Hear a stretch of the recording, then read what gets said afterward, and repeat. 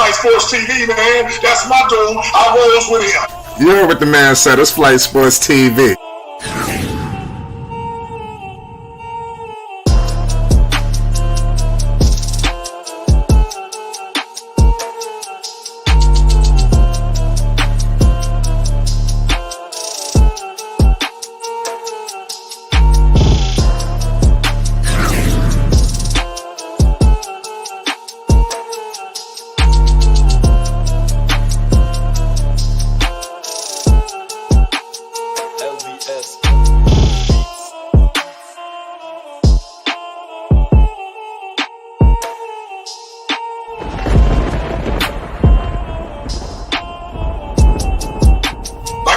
Flight Sports TV, that's where it's at. Flight Sports TV.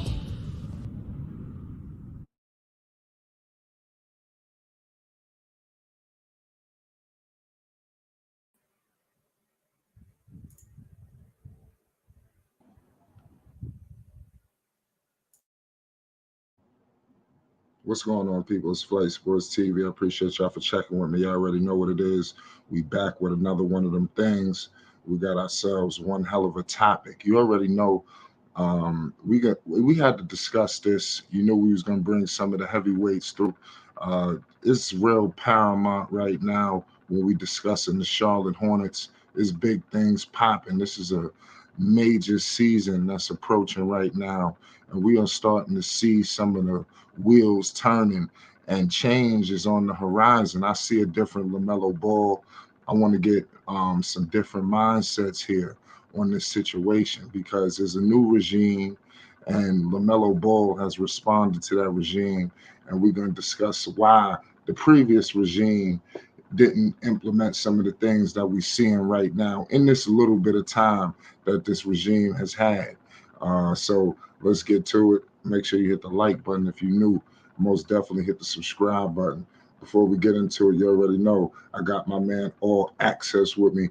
Dex, what's the deal? It's Flight Sports. We live. Talk to the Shout people. out to Flight Sports TV, the machine, the voice of the voiceless, the people's champ, the hottest in these streets. Shout out to the panel as it reaches its premium peak. Shout out to the chat and all of its cacophony spewing out of the cracks and crevices of Flight Sports Block. And big ups to everybody pulling up the Flight Sports TV. You are at the right place at the right time. And let me tell you, you won't miss one iota of an exuberant experience by placing yourself here. Now listen, 3-step entrance fee. 3-step entrance fee. All you have to do is hit the like button. All you have to do is hit the subscribe button. And all you have to hit is the notification bell. So you won't miss one iota of an exuberant experience. And Flight, thank you for welcoming us onto your platform and integrating us into your stream and powering this stream up so everybody can get a front row seat and watch this live in color in 3D. And salute to you, Flight, and all the things that you bring to YouTube. Yeah, most definitely, Dex. Listen, man, I got the chief in the building. We all know we can't discuss Charlotte Hornets basketball, Lamelo Ball, NB1. He likes to call him Meloheen. I got Chief in the building. What's the deal? Tribe Sports, what up? Tribe Sports, baby. Peace, peace, peace to you, Flight. Peace to the chat. Peace to the panel. Damn, I'm up here with hoop jargon. God damn. You know, Yeah. peace to everybody. Yeah, man. Shit, I ain't nobody. Hey, hoop jargon, you one of the godfathers of this. What the fuck you mean? Right. Yeah, I was up under when you all came together, man. I was just up under, So it's great to finally share after 4 years. It's good to share finally the platform with you, of course with Dex, and of course with Flight. We're family here. We all started together in this together, So man, I'm always happy to come, to continue to grow and build this budding brotherhood that we have, with great respect and honor, both ways. Flight will come by Tribe Sports sometimes, man, and chop it up in the chat, so it's popping over here.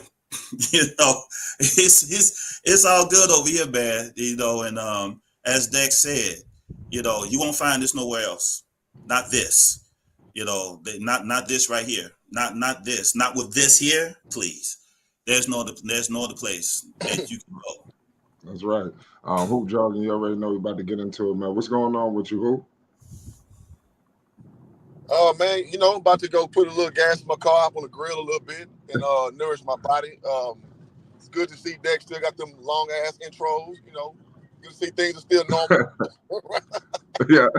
Oh yeah, that ain't changed. We got to definitely get the introduction from All Access and the set on Flight Sports, man. But let's stop playing around with the people. I don't want to waste too much of the people's time.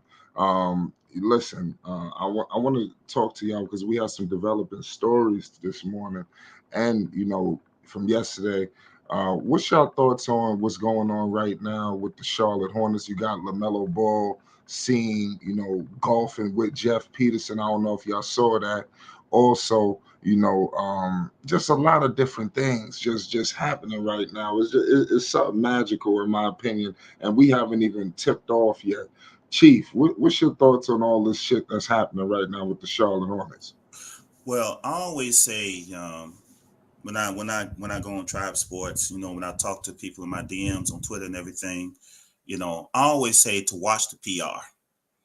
I tell, and I'll say this here on this platform, to watch the PR. The NBA is, unfortunately, now it's been that way for a while, but really more so now it's narrative driven, right? Narratives, storylines, things like that to create, this is Adam Silver's way of creating interest for people to be invested in whatever story they want to be invested in, the LeBron debate, whatever debate you want in the NBA. The NBA tries to capture that debate and put it into some type of narrative, right? So, and astute teams also jump in on this, so to see Lamelo Ball rubbing elbows with the executive vice president of basketball operations, hell, if he keep doing what he's doing, he'll be elevated to president quickly. They'll put someone else there maybe. But to see him there in the setting of the golf course, and they in the PR, I noticed, and it's something I'm going to talk further about on Tribe Sports probably this Sunday. They made it a point to feature him in that PR. There were other, Nick was there, Trey was there, but you saw in the video, you saw a lot of LaMelo laughing, being LaMelo. He's, LaMelo's going to be who he is, and to be with Jeff Peterson laughing with him, that tells us that, that number one, that tells us that it seems from the outside looking in, it seems like LaMelo's in a very good place. It seems like the leadership, the one who would be responsible for keeping him or letting him go, is very happy with him, joking with him, and putting him on the golf course with him, right, in that environment, right, along with the other players. And doing now, they may have played golf in the past, we don't know. But Charlotte decided to publicly do videos, which they're doing much more of. Even with the last video they did, Flight, and I think it was talked about on this platform, the Hornets DNA video, where they made it like almost like a movie rollout, 30 minutes of footage, of Jeff Peterson and some of the things they were doing, So the PR is setting up, in my opinion, as an expectation for the season. You have to get the people ready. I think this is something like, I wouldn't say like generically, I would say like a hype man. They're getting the people hyped for the season. They're getting the people to feel good about the season, and to change whatever thought process and mindset was about whatever was happening in the past. It is clearly, the energy of this PR clearly is telling everybody that this is a new regime. This is a regime that's turning the page, and this is not the same old coming out of Charlotte and Queen City. That's how I saw it. I want to definitely acknowledge my man Basil Carpenter Jr. with your $20 super chat. You already know, man. Thank you for your support. You already know it's Flight Sports. Listen, we got already coffee to the world. You already know the legendary coffee to the world. And we want to thank you for your $20 super chat. You already know what it is. It's Flight Sports TV. Listen, hoop jargon. I got a question for you, Hoop. The legendary hoop jargon. Why in the world it seems like Michael Jordan and Mitch Kupchak, they really couldn't get the maximum potential out of Lamelo Ball and this roster? They wasn't really active in trades and things of that nature. What's your thoughts on that? Well, before I get to that, I want to kind of build on what Bartran was saying. And yeah, man, this is the rightful coronation of LaMelo. Because last time I checked, he's in the same draft as Anthony Edwards, right? And Anthony Edwards has stepped into that next level. And I think all of us with two eyes, barring injury, we know that LaMelo is that same ilk of player.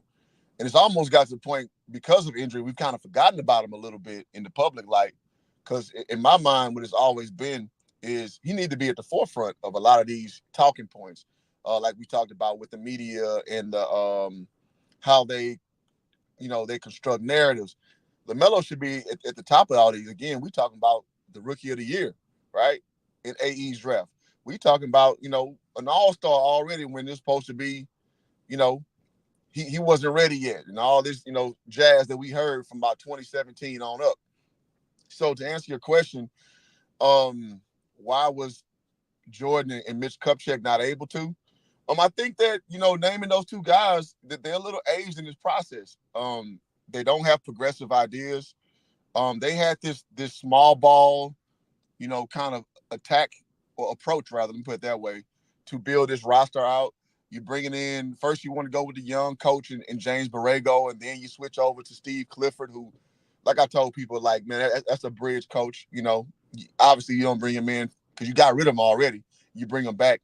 So it's almost like everything was reactionary. And I think we've been kind of pounding the table, verbally speaking, for about 4 years now, of give him the keys to the damn franchise. Let him go do his thing. He's shown at every level to let him do that. And it seems like, for whatever reason, they want to kind of take a slower approach with him.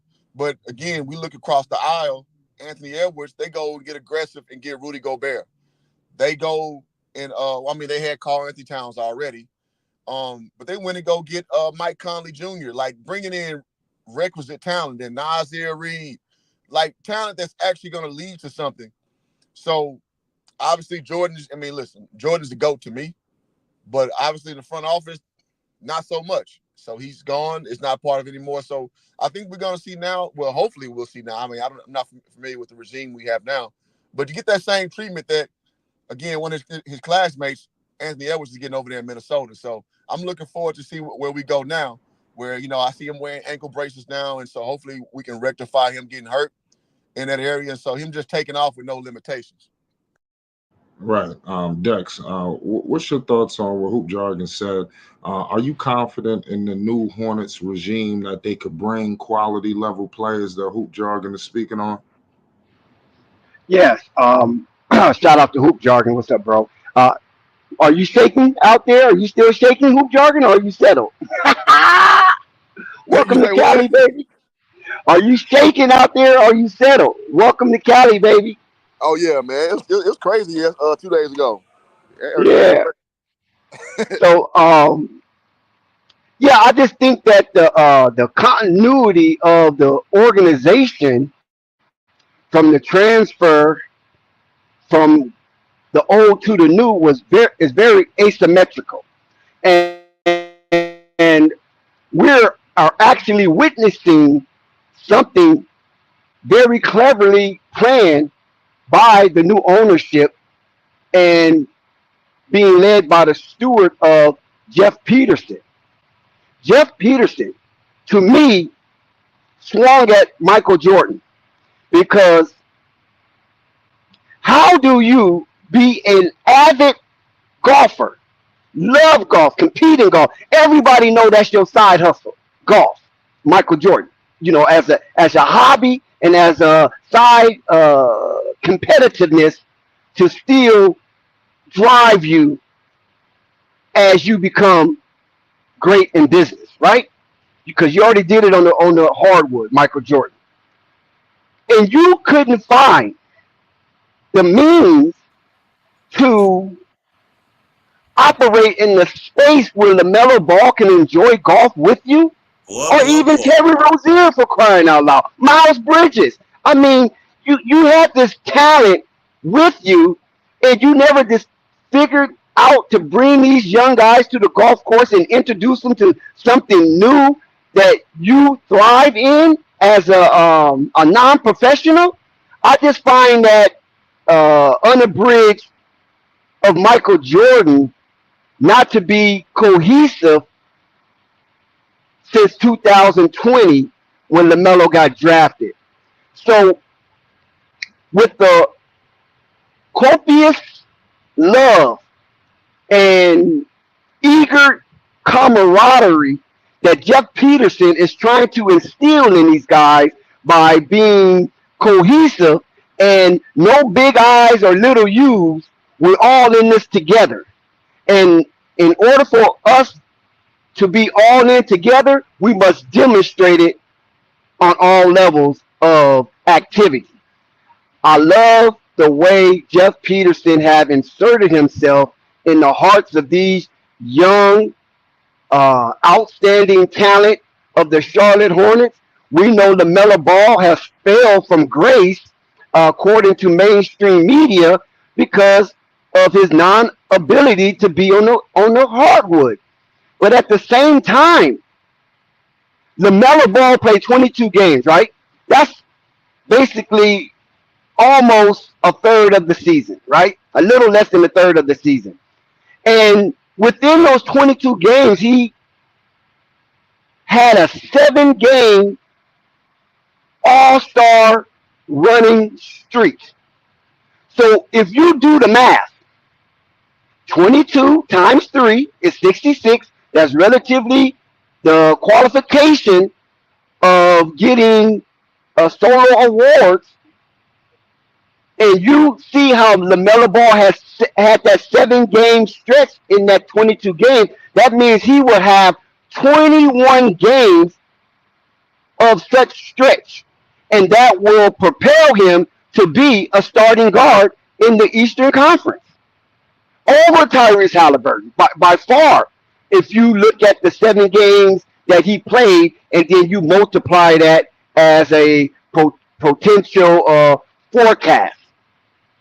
So LaMelo Ball, all he has to do is stay on the court, and he will be relative, and his commodity will skyrocket back again. And Jeff Peterson and Charles Lee knows this because Charles Lee seen LaMelo Ball put a doozy on Boston when he was on the other sideline.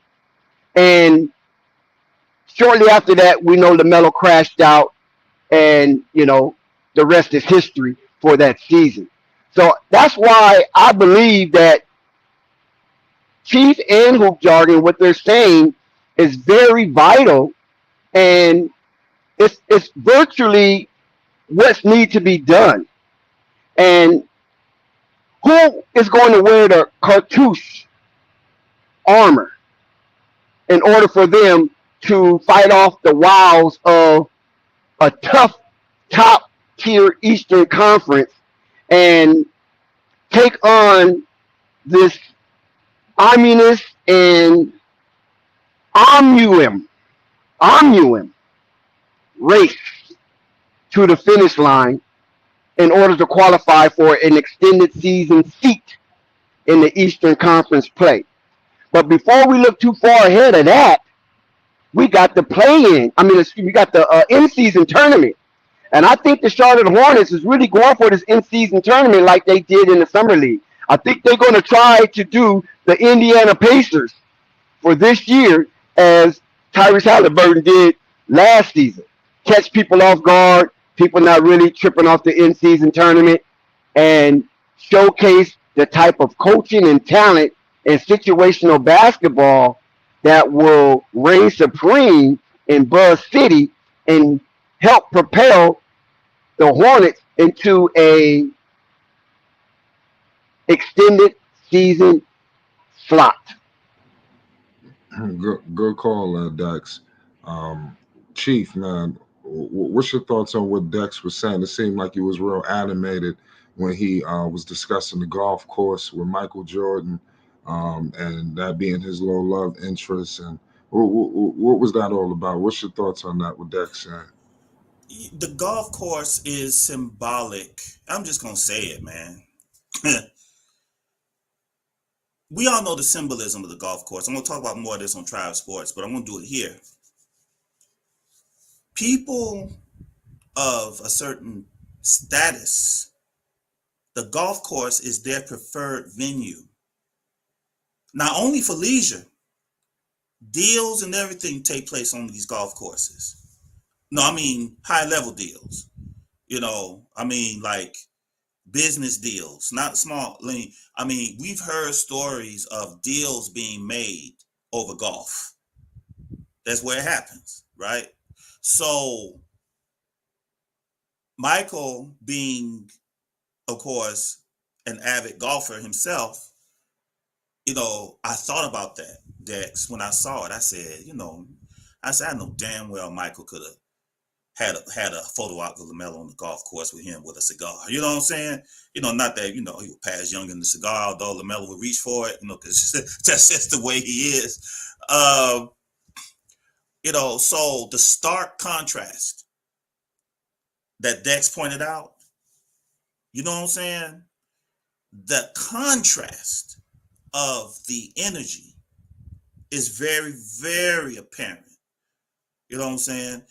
Because for years I've asked the question. I said, Michael, are you going to show yourself publicly with your arms around this man? It's like that never happened. And it's like, and so now we have him with the VP of basketball ops on the golf course, having, bringing them there. Some players, LaMelo said, I've never been on the golf course. He said that in the video. Said, I've never been nowhere near golf, So during the time that he was there, he was never invited to the golf course, as Dex said, right?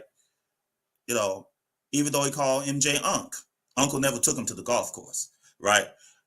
Jeff Peterson now has stepped in now to be like an like a big bro, and he's young. See, that's another thing. He's young and full of ideas, and he's hungry, as we see. I think people have, there's controversy over his pick of Tijian, but other than that, he has shown that he can make deals. He got Rich Paul in the room with him, standing and smiling with the Miles Bridges deal. Rich Paul is there with him. Not off to the side, no announcement. He's there as Miles is signing and cheesing, engaged to the mighty Adele, by the way, but that's the type of thing now that I said in the previous live. I said, well, now this sets up other deals that may be possible, because now that Rich Paul is in the building with Charlotte, where that wasn't necessarily something before because of the ongoing debate between Jordan and LeBron. We all know how petty Michael Jordan's it, how petty Michael is. So, it's like Rich I don't believe, just in my opinion, I don't believe Rich Paul would ever be publicly seen with any type of Charlotte activity going on. They'll be talked about. But Rich Paul there, like with a Mitch, stop. So the energy was different. There's a lot riding on this. LaMelo, as Hoop Jargon said, this is now LaMelo's team. He got the money, he got the keys. All the old regime, which what I know I have, and we've been calling for them to all go for 4 years, they're gone, except for Cody Martin. I think it's the last of that. Nick Richards. Those two, I think, are the last two from the old regime that are like there, whereas the ones that they decided to keep, like LaMelo, like Miles, of course, they kept them, but they did a complete overhaul of the players. They just rolled out a few days ago, Flight Dex and Hoop Jargon. They just rolled out a few days ago the whole new training staff. They completely got rid of the old health staff, the old training and health staff, new dietitian, new trainers, new physical therapists. All that's there. They only kept one, and they promoted him to head trainer, letting Sharp go. The rest is spank brand new staff there. So rather than the talk, they have moved to make things happen. The sister Miss Shelley is her name, I believe. The president of a business over there. She busy. They've extended the seats. They've extended the seats out. They reimagined. They just got a new practice facility that they showed off. And another thing. So they're showing the fan base, and they're showing the NBA that we're now invested in doing what is necessary to lift the franchise and to make it where now Adam Silver now can properly roll LaMelo out with a ownership that is invested in his success and is invested in building around him. You don't have PR like that, Flight, in this panel. You don't have PR like that with LaMelo on the golf course if you don't believe in him. You're not going to even put yourself out there like that, and to see that maybe he has ankle braces on, that's the talk, whatever is going on about that, But now with this type of thing going on and with the pieces they put around LaMelo to now, as Dex says, now the seeds are being planted so that a free agent that maybe would have passed on Charlotte in the past, maybe they'll say, I like what they're doing in Charlotte. All they need is me down there, and we could run this thing. We got LaMelo. He's unselfish. He'll give me the ball. The offense, I don't believe, will be heliocentric. I think it'll be, LaMelo will have the keys. He will have the ball. But a lot of people want this to be a Luka Doncic situation. I don't think that's a good thing. I think, and I don't think LeVar raised him to play that way anyway. LaMelo's a fourth quarter player. He get everybody else involved and he closes the game out. That's how he's played all his life, as far as I've seen. Correct me if I'm wrong. But that's what I see. Now the seeds are being planted for a proper rollout. All the players are invested. There's no one there to challenge LaMelo, tell him to pass the ball. Gordon Hayward has rolled off into the sunset. As we know, he's retired now. Goodbye. So he's the latest one to ride through Charlotte to get a bag on his way up out of here, which I'm hoping Gordon will be the last one. They'll be able to do that with that team, But he's gone. Terry's down in Miami. PJ is in Dallas, and the rest of them have been waived, let go. Poku is back overseas, and then they brought in all new people with the proper mindset that the new regime want. And he said, the last thing I'll say, he said he want mindset over talent right now. He kind of want to set the foundation first. They'll go and get the talent. They'll go get the talent later. Right, you're right. Good point, Bartra, man. You made a hell of a good points. Hoop Jargon, I got to ask you something. Just like I said, how confident are you, man? You got Charles Lee coming in. This guy was second in command over there in Boston. I think that says something.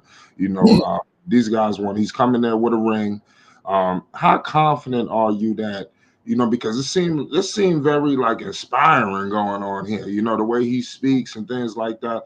How confident are you that they could crack into a play-in, maybe potentially a postseason? But you got to crawl before you walk. It's 10 spots. What about a play-in scenario? How can they get back to where they was at before all hell broke loose in Charlotte with Miles and the injuries, and they was right there? How can they get to that point where you look at across the hall, like you said, at an Anthony Edwards, a Tyrese Halliburton? How confident are you that they can get to that point this season, if healthy? I'm very confident because it's the Eastern Conference first and foremost. I mean, listen, man, the East had like 2 good years, and then it's right back to where the Eastern Conference. I mean, it is what it is. So, especially when you add the caveat of the play-in scenario, so you're having teams with barely winning records get in there. So, yeah, I think that most definitely. I mean, hell, even on the west side of the bracket, my bum ass Lakers, man, they keep finding ways to fight themselves into contention when, you know what I mean, there's some questionable stuff going down, man, if I'm just being frank. So yeah, I mean, and like you mentioned Tyrese Halliburton and Anthony Edwards. Listen, when you start putting pieces around, guess what you start seeing? You start seeing some success. And which also you're seeing is kind of younger coaches, younger minds coming and letting these boys run.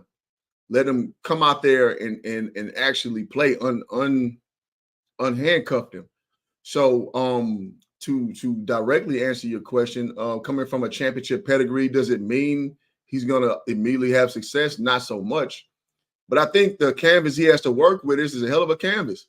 Well, I guess let me kind of still man your point, because Ime Udoka came to a young Rockets team last year, and I told him, like, y'all got something good going on with that shit. And the Rockets had a damn good season. Now, again, by virtue of being in the Western Conference, that didn't lead to a playoff berth, but you can see where they're going. Rockets, if y'all ain't paying attention, Houston Rockets are a very good run basketball team, and they're young. Oh yes. Absolutely. So can some of that residue, that Boston success residue sprinkle over? Yeah, absolutely. We won't know until we know.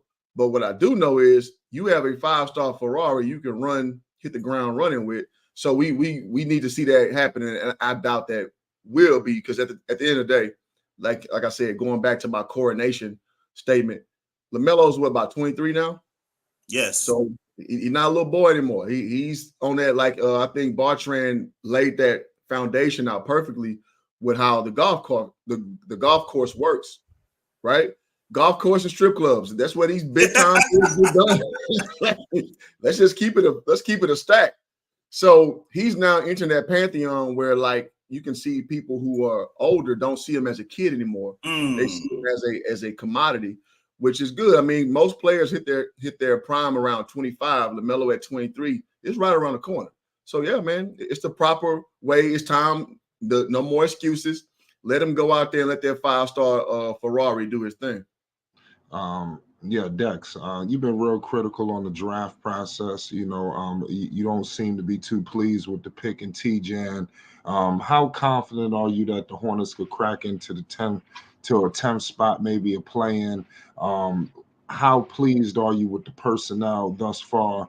You talk to us, Dex. Yes, sir, Flight. Yeah, I wasn't really enthused about that number 6 pick. I just felt that the young man, Tijan Salon, was picked a little too high. I think they could have easily got him in the second round, because not too many people was familiar with him and who was going to take a chance on him in the first round. Maybe in the war room they knew more than what it's laid out, and maybe people was talking about him.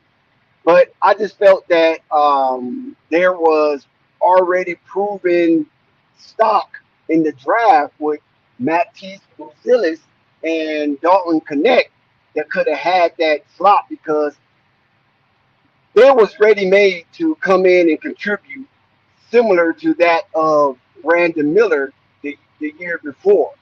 So that's why I was critical. But listen, Jeff knows way more than I know about evaluating talent on that level and scouting the talent globally. I'm only familiar with talent stateside, and that's a stretch. So I'm gonna tip my hat to him. Hey, the man with the better plan, cool. Now, as far as the Charlotte Hornets reaching the extended season via play-in or solidified playoff, I think it's like Kupchak said, it's very practical, because the East Conference is only top heavy. They got the top heavy 4 teams, and 5 through 10, it could be a toss up, and it could be an injury away from one of the bottom teams that's thriving viciously, like the Hornets could slide in there. Because look who you got, right? I mean, Indiana's not a force to be reckoned with. Orlando is not a force to be reckoned with. Cleveland is not a force to be reckoned with. Miami is not a force to be reckoned with, right? Because they have fell off the horse a little bit down there in Miami with Jimmy Butler becoming more of a Hollywood celebrity than on the basketball court, the hard grind and grit player that we know that's got his start in Chirac. So he's wearing fancy hairstyles, hanging out with Will Smith and Martin Lawrence and things of that nature down there and Messier. So, Jimmy Butler's kind of on another tip right now. Do we still have the hunger? I don't know.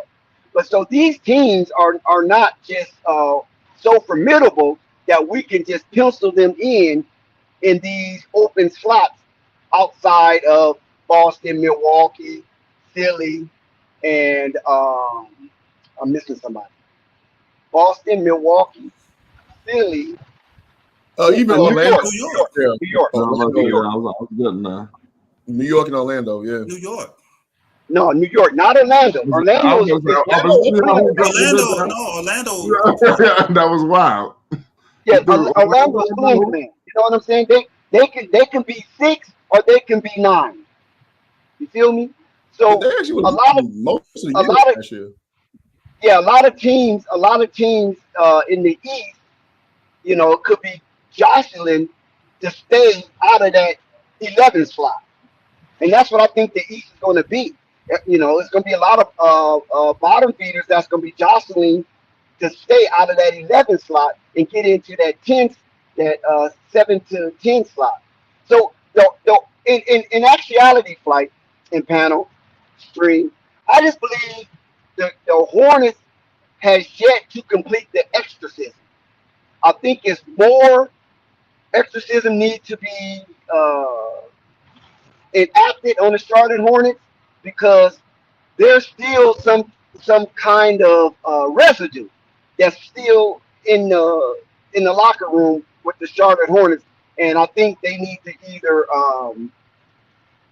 get rid of it and look at it as dead debris, or try to reshape it and hope that it morphs into something to be proud of in Buzz City. It's a lot of work to be done. It's not over yet.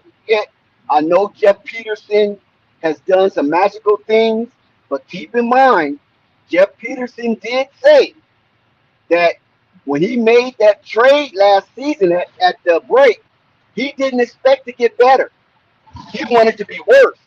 And fortunately for the Charlotte Hornets, them guys that came over, them remnants and leftovers, played very well and had Charlotte, feeling like a team that could be filled in and can compete for a solidified uh, 5 or 6 slot when they put it all together. And that was, sir, yeah, tongue got tied.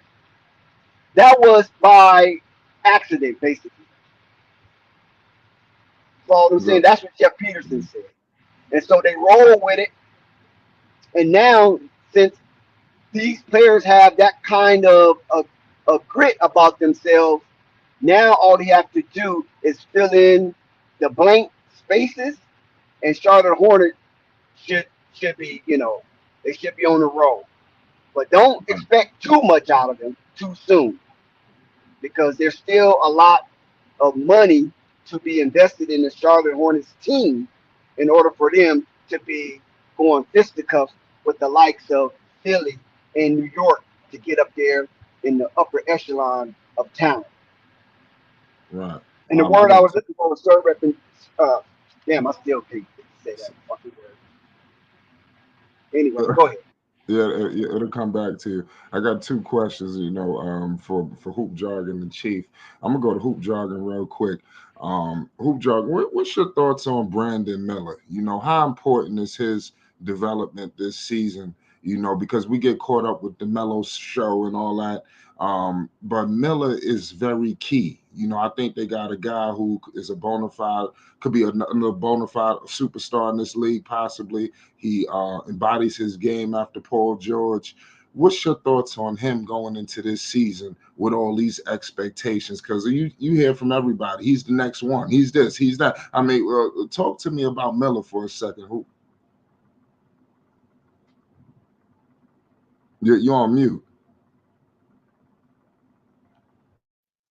Yeah, Brandon Miller's in the perfect position because he's been a bust since college. We know that. And he's in a position where he's not going to face the scrutiny that Ball has. So it's perfect for him. He's the prototypical size you want from a small forward, shooting guard, kind of hybrid cat. Last year, really good rookie year. I'm very confident he'll take that next step because he's playing with someone who's going to only enhance his game. And my biggest problem with Charlotte is well, always was since about 2020, is guys that are too small for the position. Your Book Knights of the world, your Tay-Bays of the world, Scary Terrys of the world.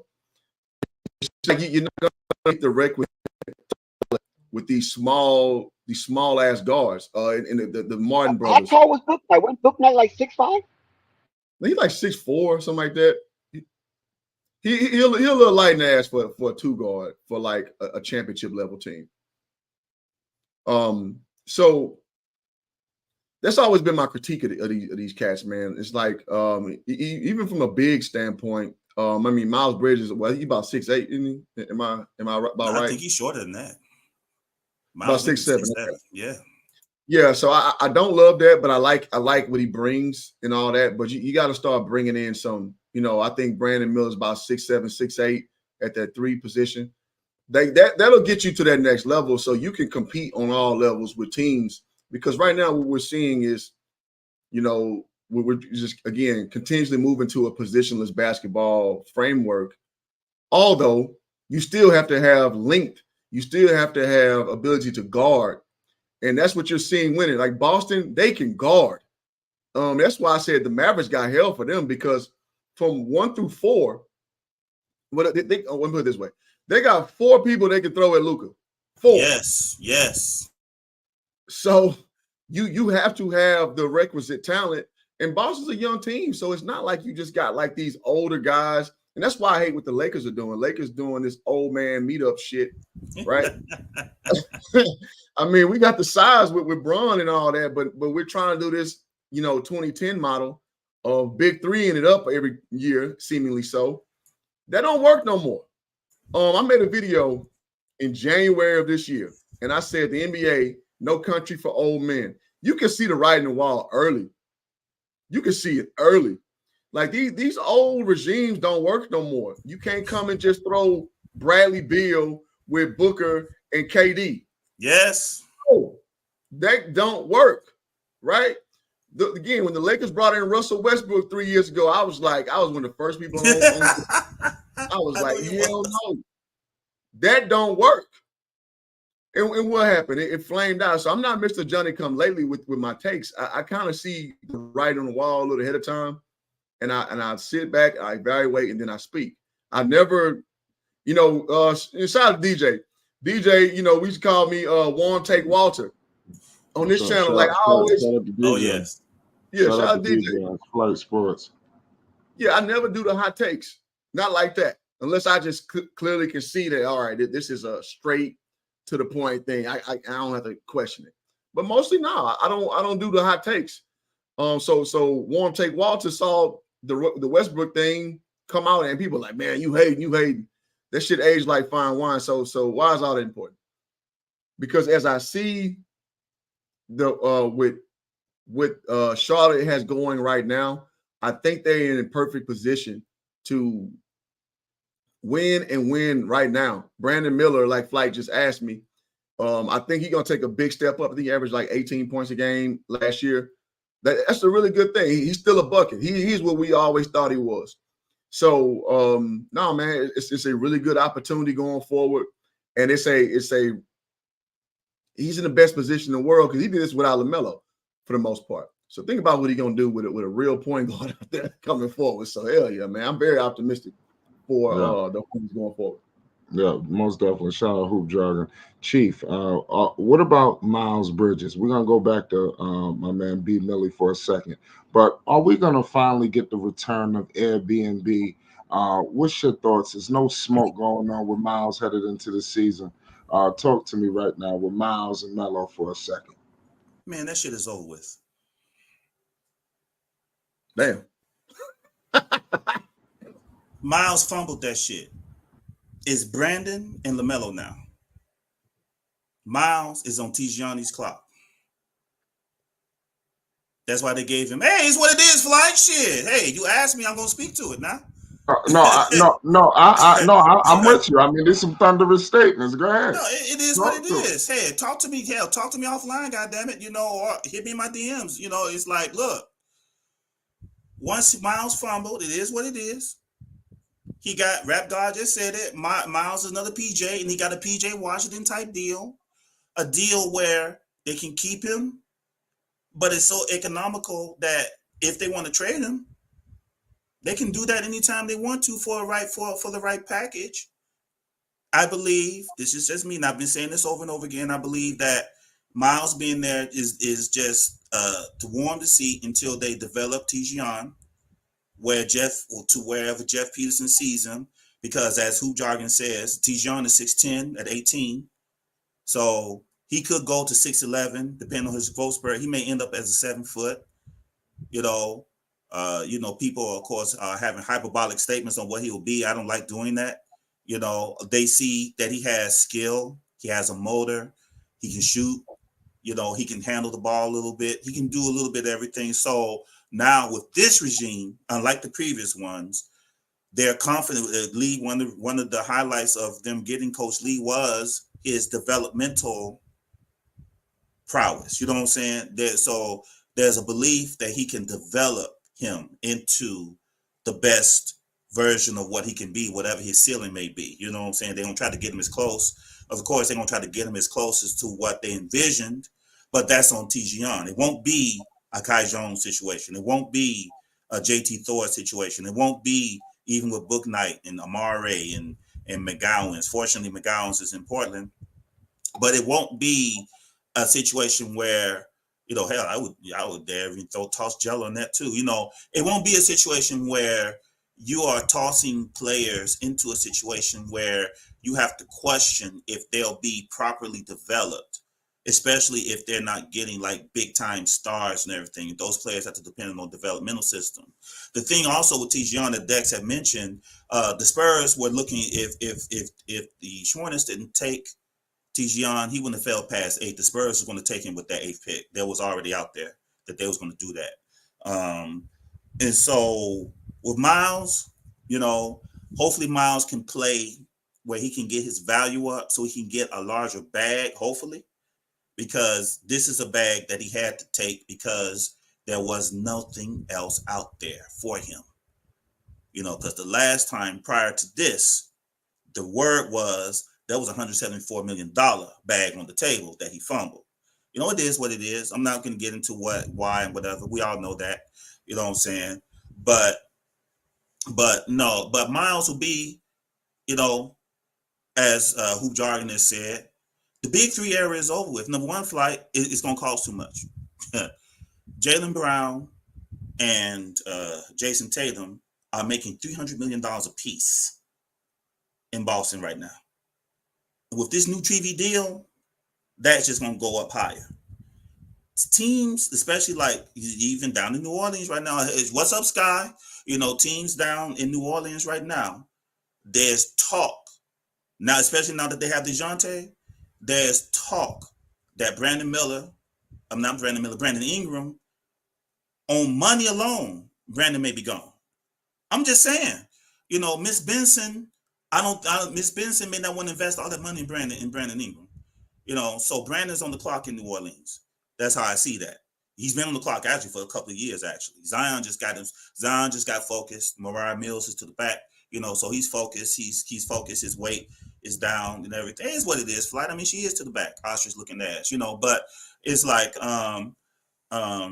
that's, I ain't gonna do that. So that's over with. But to answer your question, I know I'm going all over the place. I apologize. Miles Bridges will be a plug and play for them.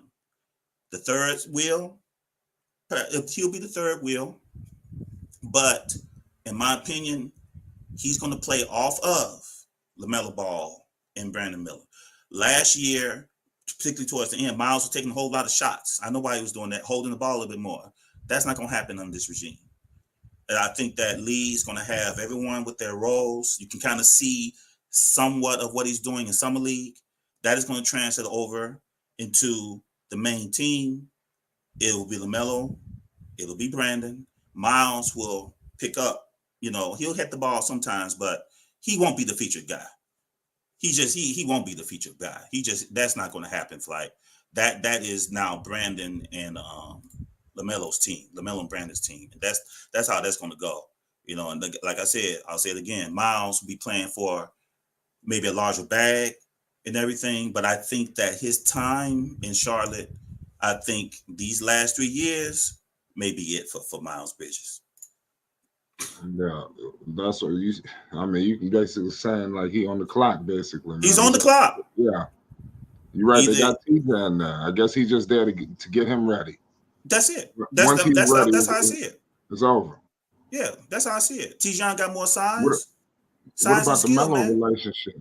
Because I think Miles would, if he didn't have the relationship with LaMelo, I think Miles would have been out the door a long time ago. What about that dynamic? Because it seems like Melo don't want to let him go. LaMelo can have drinks with Miles Bridges in LA in the offseason. That don't mean they can't be together. This is business. This is the golf course now. Right. Like Kupchak said.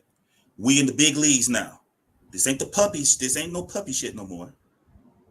You are a whole man with $250 million attached to you. Headlining a $3 billion purchase. You understand what I'm saying? Friends, that's some middle school and high school shit. You know what I'm saying? We can be cool again. Just like, LeBron, Dwayne Wade, Carmelo, they all cool. But when it was time for LeBron to take care of business, if Dwayne Wade had to go, we can chill in off season. I can come to your house. We can have drinks and everything that we want to have. But it's time for you to go. I need Kyrie now. Yeah, it is what it is. Business. Hey, if you about that business, you understand this. Now, if you still on some emotional, moist shit, then then sit down and let the men play. Let the men play this game, man. That's what I got to say to that, Fly. I'll leave it. Right. Hoop Jogger, what you was about to? You was gonna respond something about this? LeBron a little funny style with it though, because he'll pitch that we kumbaya homeboy shit, but when it's time for business, what? That boy gonna put you under business. Damn under the bus. You will go under the concrete that the bus run over. Nah, that dude is, see, again, I'm a Laker fan and I do not like my team, and everybody knows this. It's just funny how, and I don't want to deviate too far with the LeBron thing, but he presented himself one way, but he about that damn Well, let get it off your chest. Pause. Hey, he's like, I know we said we was gonna do this right here, but yeah, we're gonna go ahead and ship you over there to back to Miami so you can ride the sunset. It ain't working. Like, we've seen twice 2 major roster overhauls after All-Star break. You tell me another team has done that. I'll wait. Well, it was 2 teams, Cleveland and the Lakers, where it's happened. Tell me somewhere else where you've seen a major overhaul around the All-Star break. I'll wait. Exactly. So, listen, man, business is business. And listen, I respect the business. It's just the double talk gets me, because you're trying to do that politician thing where you compliment me, but you stab me in the side too. You know what I'm talking about? So that don't really chive well with me. But going forward though with LaMelo again, he's hitting this grown man stage. Again, he's not a boy anymore. He's 23, I believe. He's in a position now that we've all been lobbying for. Get this dude the team. Let him do his thing. I know in James Borrego, in Charlotte Hornets / LaMelo Ball world, everybody pretty much hates him. But I think time has shown us it wasn't just him. It was the whole encompassing situation kind of holding him back, right? and sometimes his damn knees, right? So now I think, he's getting to the part where he's understanding from a maturation standpoint with preparation yet, because we always know Lamelo, he's a wild boy, man, and don't take my line out for it. LeVar said it.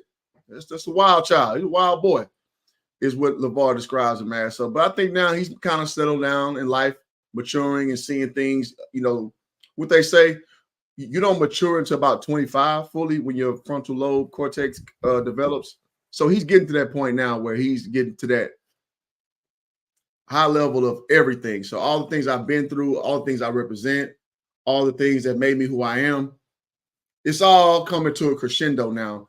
And I think Boston has been the biggest beneficiaries of that, with Jaylen Brown and Tatum pretty much entering that stage right now. And we saw when it was about 23-24, they lost to Golden State when they weren't quite there. But you saw they made a huge jump making it to the finals and playing against Steph and company, right? So, yeah, man, I think good things going forward with Brandon Miller and LaMelo. So, yeah. I'll leave it there. Good point there, Hoop Jargon. Dex, what's your thoughts on Brandon Miller and his importance? Also, Miles Bridges. We discussed both of those two guys in particular because I think those guys are going to pay huge dividends. We got a lot of different opinions all over the place. What's your thoughts? Well, concerning Miles Bridges, I know it's a breath of fresh air for him, and I know he feels very relieved that he's in uniform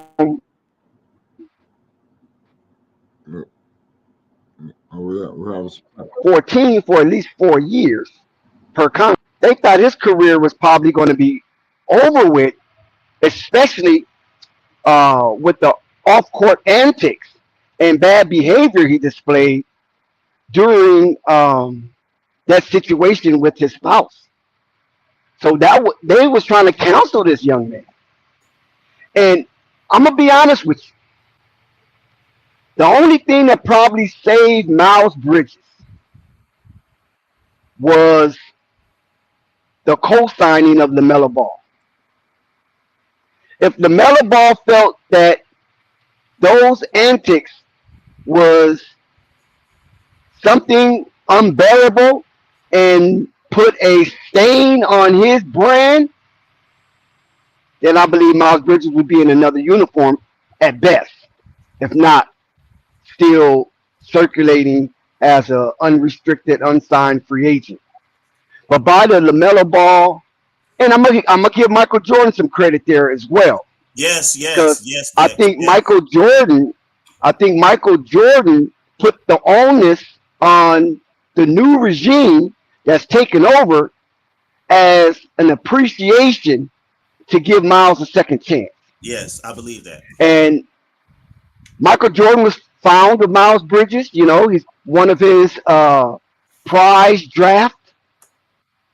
And so even though Miles Bridges was very erroneous, I just think Mike, had some kind of a heartfelt for Miles and his tenaciousness, displaying a lion's mane while he was on the court when the Charlotte Hornets was absent of Gordon Hayward and LaMelo Ball at one stretch.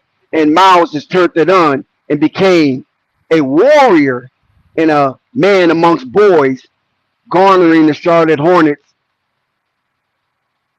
an opportunity to play in the play-in tournament, even though they got whopped by Indiana that year. So I just think Mike returned that favor for him and put in a word on behalf of Miles Bridges, because we already know America's a second chance nation. And I think Michael Jordan, with his conservative voice, put impetus on that. Now, as far as Brandon Miller, what can we say about Brandon Miller, right? He came in with a ominous cloud, very dark, hovering over his name as far as off-court antics as well, and became a person of interest. And then, he gave his part of the story of his involvement, and then he was not investigated any further, and all suspicion was dropped for Brandon Miller. Then Brandon Miller, he comes into the league, right? He goes through the draft and he gets, he get washed in the ringer. The media was really hard on Brandon Miller, this young kid, and some Buzz City fans was divided on Brandon Miller to see if he was the appropriate talent to be alongside Lamelo Ball. And did the Charlotte Hornets need another bad black eye on the organization after Miles Bridges, after James Bouknight, after Montrezl Harrell? And guess what? They rolled the dice and they hit a 7. Brandon Miller became an integral part in moving forward with the youthful movement of the Charlotte Hornets and the NBA. Because by Brandon Miller being drafted on the heels of Victor Wembanyama, his name synonymously is always going to be attached to Victor Wembanyama and to some degree Chet Holmgren, right? Not so much Scoot Henderson anymore. I think that's water under the bridge. I think Brandon Miller elevated himself above that chatter, and now he's sandwiched, pause, in between Victor Wembanyama and Chet Holmgren. How these young men's careers will move forward. Albeit Chet Holmgren was drafted a year before, but he had the Ben Simmons syndrome and qualified for rookie status with Victor Wembanyama and Brandon Miller. And Brandon Miller seemed to be a very competitive person because he comes in with a chip on his shoulder. Because he comes in complete yet incomplete, and at the same time wanted but not wanted. So there is a part of Brandon Miller who is cheerful and glee about those who wanted him and feels somewhat victorious. But then he has to continuously to prove himself to those that doubted him and still dealing with cognitive dissonance when it comes to the Scoot Henderson and those who were drafted below him. So he's dealing with two dynamics. And I think with the copious of love that he is receiving from the fellas in the locker room, I think Brandon Miller will propel himself to be on the fringe of an all-star for 2 years coming, and then become a solidified all-star when a lot of these old heads reach the precipice and fall over. Good point there, Dex. Like I said, all I want is this whole shit to translate. Like I said, we could sit up here and say so many points. Things could look good. They could put out 100 documentaries, but it's all about the translation. So I'm gonna ask Hoop Jargon, man, how you think it's gonna translate, or you think it's gonna be another situation where we back talking about what the hell done went wrong? What's gonna translate? All of this good momentum that's happening with Charlotte. Oh, with the franchise. Yeah. Yeah, I think again they have a really good position in the Eastern Conference. Like that's ideal to be in this young, because we saw Orlando Magic were a team that, I mean, name 3 dudes on the team, go. Right? But they've been stacking that young talent up over these years, right? With Yes. Pablo Banchero, with Isaac, I forget his goddamn last name because he been hurt for the longest. He went to Florida State. I can't think his name. Jonathan Isaac. Jonathan Isaac. There we go. Oh, I forgot about Jonathan his Isaac. name. And then Wagner, the older Wagner's little brother who got that big deal recently. But they've been putting, because they thought that my guy from Houston, the shooter with them dreads, light-skinned cat with them dreads. I don't know why I can't think his name right now. But anyway, like they've been stashing talent for a minute. And, Gary Harris? Huh? Who? Harris? Nah, Caleb. You said the light-skinned guy? I think his name starts with a C. Damn, Edwards I think Edwards is his last name. Damn, from Houston. I know Harris is balling over there. He a shooter. Ah, damn it. It's crazy. Is it? I see Anthony. I can't think of this dude's name, man. But he went to Summer Creek High School in Houston, and I forgot what college he went to. But I can't think of his name. But anyway, like Yolo said in the chat, you brought in KCP over. Now, like, so you're building something over there in Orlando. So I think Charlotte has the same. Carson Edwards, there we go. Goddamn. Thank you, Rep God. Carson Edwards is who I'm speaking about. So Orlando been stacking that talent up low key. They just, don't get that media, coverage. Like we talked about narratives. We talked about people who get, the main coverage. So again, to juxtapose that properly, my Lakers get all the coverage. And we are doing horrible. I mean, I'm going to just say this. The kid we picked up in the 17th pick, I think he's looking good. He's looking like, a better version of Austin Reeves, if I'm being frank, at this point. But it's early.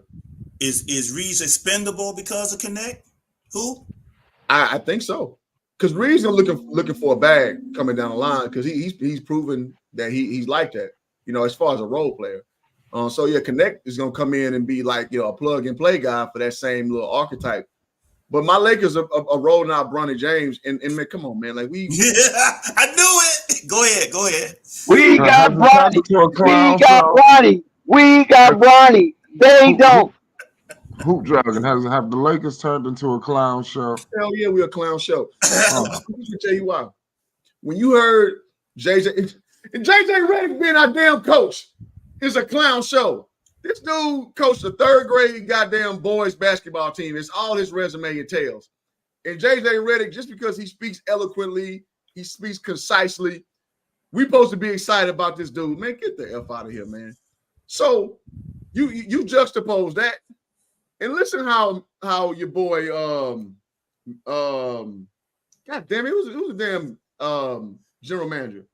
Rob Pelinka. Listen how him and Rob Pelinka talk about Bronny James. Oh, he has high character. He works hard. Listen, bro. For listening audience who don't know who I am, I coached and played Division I basketball. I played professional overseas in Europe. When you talk about a player like that, that's a walk-on. When you say the best thing you got to say about the player is he got high character, guess what? He ain't that goddamn good. So when I hear this Bronny James stuff, and listen, I won't belabor this point too long, but I've seen 2 times where they strategically trying to manipulate a narrative for him. When he had that horrible first game, they said he had ankle injuries and shut him down because he was catching that flack. When he had those 2 decent games, scoring 13 and 15, in the last game, you shut him down. Why are you shutting down a project? And like Rap God said, why are you shutting down a project kid? He need to be getting all the reps. The reason why you're doing that is because you don't want to show too much of the product because you're going to get him exposed, right? So people were saying that last year with Wemby. Why you shut down Wemby? Because you don't need to see no more. You don't need to see no more. When he had that killer game after the bad game, you shut Wemby down for a different reason. This dude is going to change the landscape of freaking basketball. Y'all mark their words. Wemby is going to change the scope of basketball, period. I've seen this dude block a shot when he turned around in the air, like almost like he about to catch an alley-oop. Turn around and block a shot like that. I've never seen that. And I know it sounds like something minuscule, but you got to think about the balance, the timing, and just the size that you have in the pure athleticism you have to do things like that. Wemby's doing stuff, blocking 3-pointers, like from closing out from like the paint. Like you don't see stuff like that. So when I watch how the media covers Bronny, it's a little reminiscent of how they would, people say glazing Wemby, but the difference is it's actual talent with Wemby. It's actually a dominant size player, being 7'4", but play like you're 6'8", right? You can't tell me a 6'1" guy is so great when this dude in college ain't do shit, in high school ain't do shit. Like, come on, what we talking about? So, but who jogging? Huh? But who jogging? Didn't he? I mean, I saw a clip of him with Darius and Clarkson, right? I mean, did you see that clip? So here's my thing. I don't want to shit on this man like he can't develop, like he can't be something. You can't in an open gym play well against Jordan Clarkson and whoever the hell that was. I mean, he a hooper at the end of the day. He a hooper. So you can have your moments. But you picture me as this is going to be a guy to move the Lakers forward. No. That's a negative. No. I'm sorry, man. I'll die on that hill. If I'm wrong, listen, I'll do a retraction video. But no, it's not happening. So, yeah, Lakers are a clown show. So that's not what Charlotte is. Charlotte is a young, burgeoning team with an actual framework of talent that you can, in this new era of basketball, actually win with. So listen, man, take flight and keep going. You did perfect. Get in a young coach with winning pedigree. Great. You got your star point guard, 6'7", can do it all. Coming back, great. Your de facto high pick in Brandon Miller came in and after he settled in, had a great rookie year. Great. He makes the requisite talent for this new era. So it's perfect. Again, Miles Bridges, I'm a little questionable on. I do not like small positional players. I mean, in here, and I'll land my plane here. Even look at Boston. I knew, I made a prediction before that. I was like, Boston gonna win in 6. I was like, if Kristaps Porzingis played, probably 5. Because listen, at the end of the day, Kristaps Porzingis changes the landscape of basketball. Boston's always been this team that play 4 out, and they depend on Al Horford and Tice over the years, and is another big they had. I think Kelly Olynyk was that big one time to be a stretch 5. Now you got Kristaps Porzingis, who, I mean, for all intents and purposes, was I think he's from Croatia. I forget he's from Latvia, I believe. He was Wemby before Wemby about 6-7 years ago, right? So when Boston got that length, and I was like, oh, Porzingis can play. Oh, and let me take it one step back. I said when the year started, I was like, oh, if they went and got Boston, I was like, listen, that's either the smartest or the dumbest move because you kind of got rid of some of your. I forgot who they got rid of. But at the time, Porzingis was viewed as a guy who can't stay healthy, a guy who unreliable. But I was like, listen, he fits perfect what Boston does. Boston want to stretch you out. And we saw he was good as advertised. Look at game 1, he looked like the damn best player on the team. Shit, he was unstoppable coming off the bench, right? So I say all that to say that's the new wave. That's the way you build a team these days. Look at the Nuggets. I know they lost in the second or third round, second or third round, forget. But you got MPJ. MPJ is a player of the future. 6'10", can do everything. That's a player of the future. Now you got your stalwart player, which is Jokic, and he's a unicorn. Like he's just different. Like there's nobody else in the league you can say is like Jokic, right? So, but we're kind of seeing the blueprint to be successful in this new NBA, and it's not always being hyper athletic. It's not always being you got all the dribble moves and all that shit. It's like, are you long enough? Pause. Can you read can you have the prerequisite talent to play defense, and can you run the floor? If you check them boxes, there's a modicum of success you can achieve in this league. And I think Charlotte has the framework to get that done. And I believe that's why they drafted Tijion for the very thing that who Jordan just said. I think that was the key. Dex, what's your thoughts on Hoop Jargon criticizing your Lakers? I mean, wow, attenuated outbursts from hoop jargon is crazy. I mean, he just really demeaned the Lakers and just lessened them as far as being a relative team that is seriously trying to compete for an extended season. I'm a I think frustrated the fan, Lakers. Dick. I, Who been Frustrated doing fan, Dick. this? As soon as LeBron landed, Hoop has been on this. As Yes, soon as he landed, yes. yeah, but I've what been I'm watching saying is Hoop. that.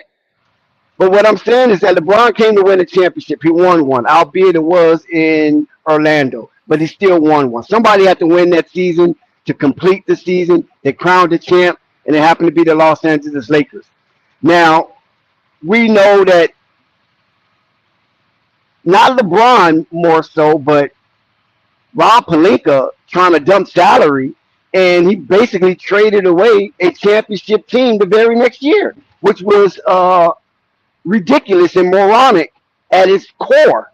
You never supposed to break up a championship team. You run it back. It's automatic. You know what I mean? So that just showed his managerial ineptness. And since then, they've been fragmented and trying to pick up the pieces to try to get back to that luster. And they almost did it a couple of seasons ago, but they ran into a juggernaut in the Denver Nuggets, who have their number, and the Denver Nuggets just plummeted the Lakers, sweeping them out of the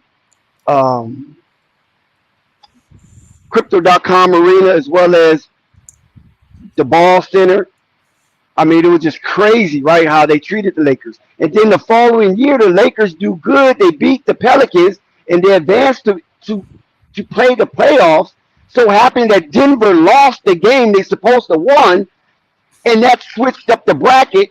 Instead of the Lakers playing the number 2 seed OKC, they played Denver, who was a number 2 seed, because they lost. If they would have won, Denver would have been the number 1 seed, and OKC would have been the 2nd seed, and that would have been a more favorable matchup for the Lakers on paper, but you still have to play the game. And the Denver, once again, whopped them.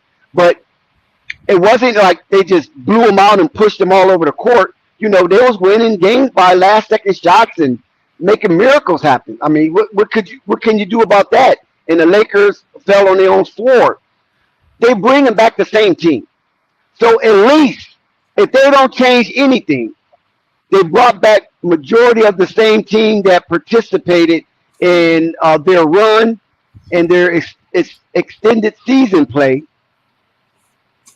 So they at least might be a top playing team, a 7th seed or maybe a 6th seed. I'm not saying that good. I'm not. Listen, I know hoop jargon. We're living in a new world. Remember, hoop jargon. We're living in a world where these youngsters are running. I mean, a basketball world. I'm talking basketball world, not the real world, because real world, old people running. Wait a minute. But we're living in but hoop jargon. We're living in a world where these youngsters are running the NBA, and the Lakers are trying to stay afloat. At the same time, they have to keep the celebrity aspect of the Lakers. So LeBron James have to be there because there's nobody else is going to fill them seats. Anthony Davis have to be there because he was the guy that the Lakers mortgaged their future for. So these two have to stand pat and you know, rumble with these youngsters. Now, as far as the Lakers putting pieces around them, all they need is a decent point guard, and I think the Lakers will be back in the middle pack of the Western Conference if they get a decent point guard. And what I mean by decent point guard, I mean a point guard that's ready to play defense. Don't have to be a scoring point guard, but a point guard that is ready to be preeminent attack-wise. And not allow other point guards to run their offense, be somewhat of a disruptor, and, you know, can hit the three from time to time. If the Lakers can get that, I think the Lakers will be middle of the pack, and you never know. Some luck happened, and rendezvous, once again, be in the Western Conference Finals. Dex. Who's like, that's a bunch of bullshit. I know y'all don't like my Lakers. It's okay, though. No, I know y'all don't like it. It's not that. Nah, y'all don't like that purple and gold. I understand. a bona I fide understand. Laker fan. I live 20 minutes away from crypto. I ain't trying to hear that shit. But what all I'm saying is, if you really look at the competition in the lower bracket of the Western Conference, the Lakers are not removed from that, not by far, and It's it not. won't be a serendipity. It's going to be a challenging and strategic effort from the Lakers. And we know I mean, the clown show starts with JJ Redick, right? He's very condescending. He think he's the sharpest tool in the shed. Think he's the smartest person in the room, Yes, and that's where he's going to have conflict because there's going to be players that's going to test his acumen, and there's going to be players that's going to test his physicality. That always happens in locker rooms when you are in a city such as Los Angeles, where branding is major. And this guy is not playing you and has somewhat interfered or restricted your opportunity to expand your brand. With the social media age, that's going to be a problem with JJ Redick. And then my question on JJ Redick to Hoop Jargon and those basketball pundits alike: how can a man teach you something that he's never done himself, and that's win a championship? easily. I Like, pass the mic. all right, easily. Coaches all the time didn't even play NBA level, but they understand the game at a requisite level to basically employ a game strategy, employ a mindset and mentality, and you push forward. We know that some of the worst players make the better coaches because they understand how to step outside their personal ability and to basically get everybody to a common goal. Why is that? Because when they played, that's the only choice they had. You couldn't just go impose your will on everybody because you weren't good enough to. So I think just off rip to answer your question, I'm not going to hold them to that type of thing. What I am going to say, yeah, we're a clown show because of LeBron too. Like, listen, man, y'all listen to me good. You don't get better at 40. You don't get better at 40. I'm 40. I'll be 41 in about 2 months. Boy, Hoop Jargon, when I first started YouTube at 36 years old, a lot more spry, a lot more willing to go live. And guess what? Hoop jargon. How many power forwards in the league that's better than LeBron? If you look at 10 power forwards, where you slot LeBron? It doesn't matter where I put him. Here's the issue. How many power forwards have the same carte blanche that LeBron James has? And the answer is damn near none of them, right? But that's my point. So when you say old is irrelevant, right? Age is just a number when it comes to LeBron and his output. I'll let you go for like 10 minutes. Hey, come on. Let me get my whole thing off, man. Shit. So here's the deal. Nobody has the carte blanche, meaning the ability to have an imprint on the offense, the defense, or lack thereof of a team. So LeBron having full clemency to do what he wants to do, you basically are using up time that other players can be on the court. We talked about what makes a good team now: playing up and down, playing defense, having the ability to run the floor. And from what I'm watching, just from an appraisal standpoint, LeBron James is horrible at is playing defense, and in particular, playing off-ball defense. You mentioned about how we doing good. We beat the Pelicans, dog. We beat the Pelicans after your boy Zion Williamson got hurt, and we snuck into the playoffs. Like, let's be for real, man. Let's be for real. That's not good when you got AD, which is still a top 10 player in the NBA. When you have LeBron, who is top 15 player in the NBA, probably 20, but 15, 20, somewhere around there. Like, you shouldn't be having to struggle with a team like that, right? The reason why is because we have major deficiencies because the way our team is structured, right? So when you give credit for us making a play-in, I'm like, listen, if we're going to talk about a veteran team, that's not a damn compliment. That's not a real NBA contender. We all fluff, going back to us with the clown show. So you also mentioned, the year before, I think it was the overachieve year when we got our ass dusted off by the Nuggets in the Western Conference Finals. Listen, there's nothing positive to glean off the games we played against the Nuggets. Like, we're like 1-13 the last times we met these dudes, man. Like, so we're just not good enough. And that same Nuggets that dusted us off with the gentleman sweep got their ass whooped the next series. So let's be for real here. Let's be for real here. So we don't have to sit here just because you like LeBron and whatever and just move the standard of excellence. No, this team, it was nowhere close to a championship, nowhere close to a contender, snuck in the playoffs and got dusted off by the returning champions. It is what it is. Last part. See, this is something that I just vehemently do not agree with this running back scenario. So you telling me, so let's look at the pieces beside KCP that left after that. Now Alex Caruso and Caruso. I will concede that Caruso leaving, bad idea. KCP leaving, bad idea. We have freaking Dwight Howard, bro. Dwight Howard, he ain't been on the NBA roster since then, I don't think. JaVale McGee left that team. Danny Green. There's nothing to run back. That's a one-time all-in scenario. Rajon Rondo. Did nothing. I don't want to cut you off. You brought up Dwight Howard. I don't know, for some reason I've been watching his podcast. Him with what is it, Boogie Cousins and what's the Quinn Cook. I don't know if you ever checked that out. Dwight got a podcast, huh? Mm-hmm. No, go ahead. Go ahead, Flag. Go. No, that's all I was gonna say. I said I've been watching his podcast lately, and he been real pissed off about not making the top 75 list. I've been kind of getting invested in his show, like watching it. I was gonna fuck around and you know how it could clip some shit out. But I've been hearing him.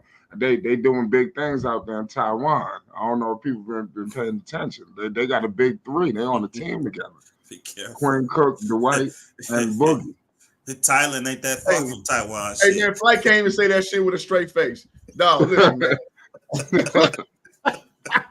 Listen, Dwight Howard left off the top 75 is a travesty. I agree with that. It's a travesty. And I do not like Dwight Howard. Yeah, I don't like how they do Dwight. You don't think Dwight should be on? Man, over AD, he should have been over AD. And I like AD. But nah, man, that's a travesty, man. Dwight Howard for like a decade was the benchmark of what a big man should be in the NBA. That's just facts. Made the finals. Right. Until he got his Orlando Magic team. We talking with Michael Petrus, Gortat, damn Hedo Turkoglu, we 1,000 years old, Ray for Austin, Jameer Nelson got hurt that year. Like, come on, bro. Rashard Lewis, that's not a championship level team, man. And he did that with his defensive prowess and his ability to, hit the glass and all that. So listen, one thing I don't do for players, I don't care if I like you or dislike you. I don't take away what you offer to the game. But Dwight Howard in 2020, this is the same dude who got cut from the Hornets. Same dude who got cut from the goddamn Washington Bullets. Well, not the Bullets, the Wizards. Same dude that got cut from the Hawks. Nobody wanted Dwight Howard, bro. He had a good little scenario. It was what they call a perfect storm. It was a perfect storm. Whereas you're playing this, like the world coming to an end, seemingly so. I mean, we can talk about 2020 now in a fluid fashion, but in the moment, you were unsure if like whatever lifestyle you have will still be intact, right? So it was a perfect storm. And I give LeBron a lot of credit that he locked in. He saw the opportunity. He's like, yo, man, hey, yo, we ain't going out. We ain't doing none of that stuff. Because you know who was doing that? The Clippers. Clippers couldn't even, they was all over the place. They ain't no do it themselves because that showed me a lack of leadership, right? The Bucks at the time, because the Philando Castile situation happened, they actually omitted a playoff game because they had the, emotional unrest going on with their team. So they showed that they weren't 100% locked in. The Lakers, led by LeBron, who, is supposed to be this big social activist, didn't really have a lot to say about nothing at the time, which I don't blame him because I don't believe in protesting personally. But he was locked in. Y'all go back and look at this in real. He kind of stopped that hoop. Huh? He kind of stopped that hoop. Stop what? They stopped. They was going to shut it down. LeBron said no. Oh no, he said keep playing because he knew. He knew the opportunity was fresh. And hid behind Obama.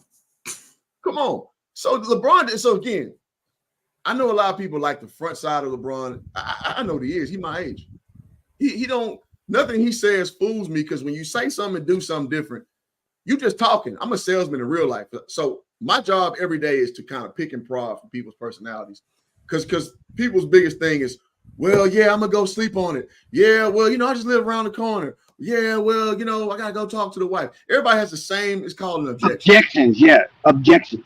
It's called an objection, but it's human behavior playing out every day. Every day. I've been doing this for 10 years, so you start to be able to see through. Like, okay, they're saying this because that's just a defense mechanism. But what are they really telling me? What are they really saying? So when I watch these athletes, especially LeBron James' stature, when he says things, but what is he really doing? How is he really posturing towards the end result? And that's how I view things. And people, listen, you can check my resume on my channel. My takes age pretty goddamn well. Not to beat, beat my own horn. I mean, toot my own horn rather. But my takes age pretty well because I see through people pretty good. So ultimately what I'm saying is Lakers. We don't want you to talk about beating your own horn, Paul. Yeah. You fuck around, get clipped up these days, man, and then it just go to take a life of its own. So yeah, pause. But no, so ultimately what I'm saying is the Lakers are in a tough stead because you don't get better with an aged out superstar. I said this 2 years ago. Now it's blatantly obvious.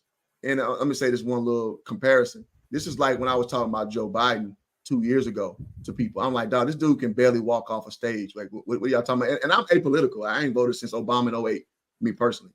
But I'm like, yeah, y'all like this dude? Like, he can't walk off a stage properly. Fast forward 2 years upfield, we all know what happened. So what I'm trying to get at ultimately is when I come to my opinions, I look at it from a projection standpoint. I look how things, I'm gonna say this one last thing. I'm sorry. When I play like Madden or college football now or NBA 2K, I like to simulate. I don't really play head-to-head matchup games like that. I like to simulate because I want to see, like, okay, how does this work out with this talent and this goes against that? Absolutely. So little intricate things. I like what they call it slow playing. I like that because that's what entertains me. And every now and then I'll play a game, but I like to just see how can I make a team work with this at the helm and that, and like fantasy draft. I love to do the fantasy draft. So that's the way I look at everything. So it's not about like and dislike. It's about what do I see these parts, how do I see these parts working out? How does that compare to the landscape of what successful entities are doing? So to bring it all back, Dex, why the Lakers, we're cooked because we're doing everything counter to what successful teams are doing. And there's no way we're going to get ourselves out of it. I'll let it play there. Yeah, man. I think with to kind of move it to kind of broaden it out a little bit, Brandon Miller's selection to the USA Select Team kind of tells you how the NBA season, because they brought him in to the Select Team. Usually that's a step towards the Olympics when they begin to put players on the Select Team. As long as he stay healthy and continue to grow, I expect Brandon to continue to be in those circles and maybe be a candidate for the Olympics in 28. But successful teams, look at Houston, Orlando, even Detroit. I like, once they get it sorted out, I like what Detroit is building up there.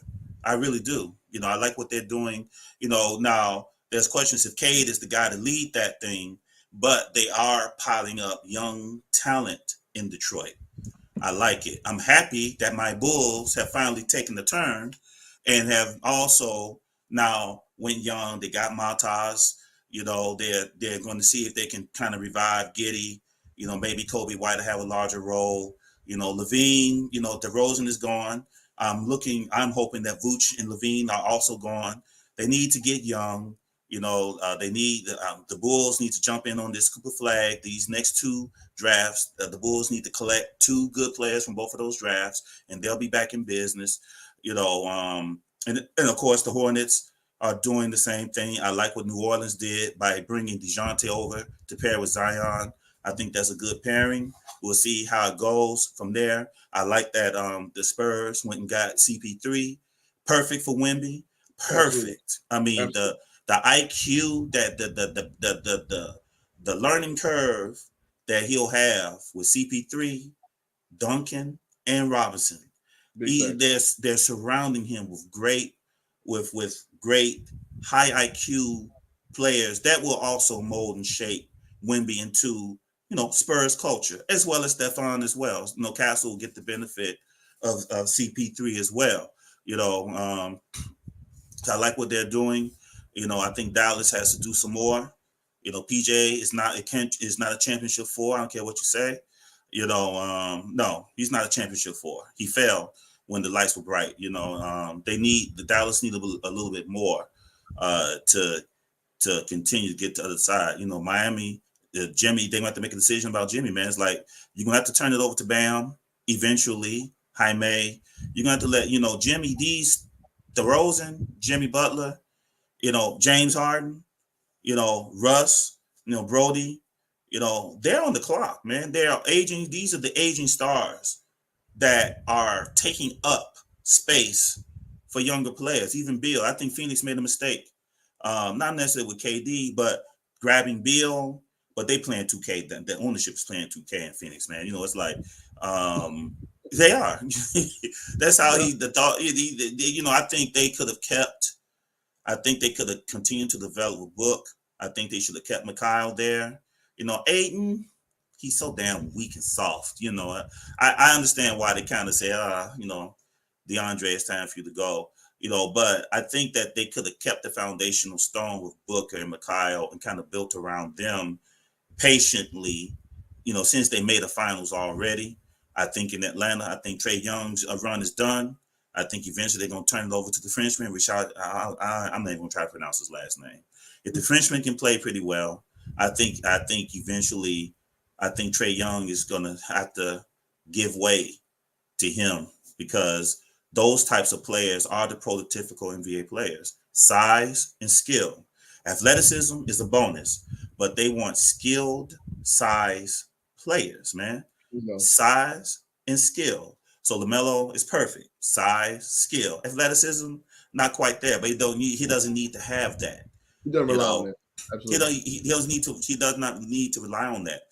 So players like Ja, they have a window, but eventually once the athleticism fade, if they have not developed skill, then that's an issue. I've been preaching this over and over again for Zion.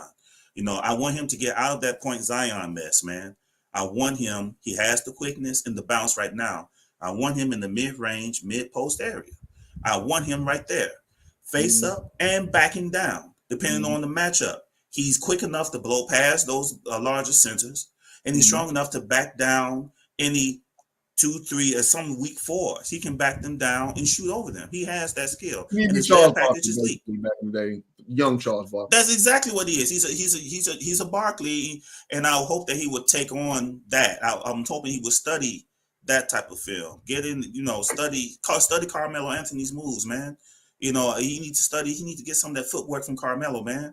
He could use it. I think if he get it, then you could begin to talk about Zion even in MVP conversations. But I think that the NBA, the successful teams are beginning to do a reset, man, because KD, LeBron, Steph, Kawhi, they're about to be out of here. Absolutely. They're about to be out of here. And so the argument isn't over, who will be the face? It is the perfect time for a reintroduction to Lamelo Ball. After he's been hurt for the past couple of years, this is the perfect time and the perfect situation for there to be a reintroduction to Lamelo Ball, so that now he can be back in the conversations that he fell out of due to him, not because his skill, but because out of sight. This is, unfortunately, this NBA is a recency bias. What have you done for me lately? I didn't see no clips of his highlights last night, but I saw Ant dunk, hey, Ant's the guy, whatever, and Nephew had to learn a lesson too in this Olympics. Nephew had to fall back, in these Olympics, but they're preparing Anthony Edwards to roll him out. I don't think the NBA is going to do a face after LeBron anymore.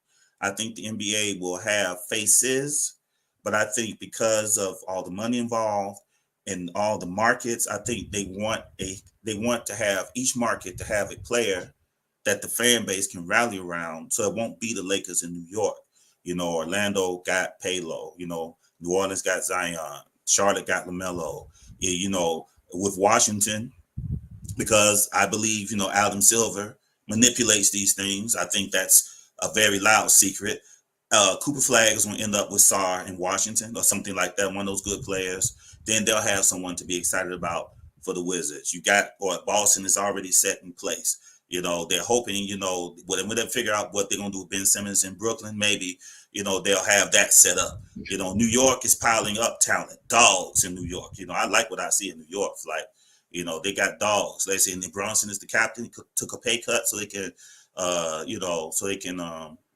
make some moves. Randall has to step back to the number 2. That is Bronson's teams now. But I've been saying this since I've been on this platform, that Randall got to take a step back. He's not the guy in New York, not anymore. Not with Bronson there. And Indiana, they got Hallie. Hallie got to work on some things. But they retained Siakam. He's coming back. Toppin is coming back. They still got Manther in there. And Cleveland now. I'm waiting on Imani. I'm waiting on Imani Bates, man. I'm waiting on him. If Imani get it right, he'll slide in right at that 3, man. I think that eventually they want to pick between Spider and Garland. I think both of them are too short to be back there. Bronson bodied both of them the last time they played in the playoffs. I think they're going to have a guard. One of them is going to let go. They're going to have to, someone with size is going to have to be in that backcourt, even if it's like a 3-and-D type situation. Because I think that Cleveland's backcourt is too short. But they kept Jared Allen. They kept Mobley. They kept Mobley.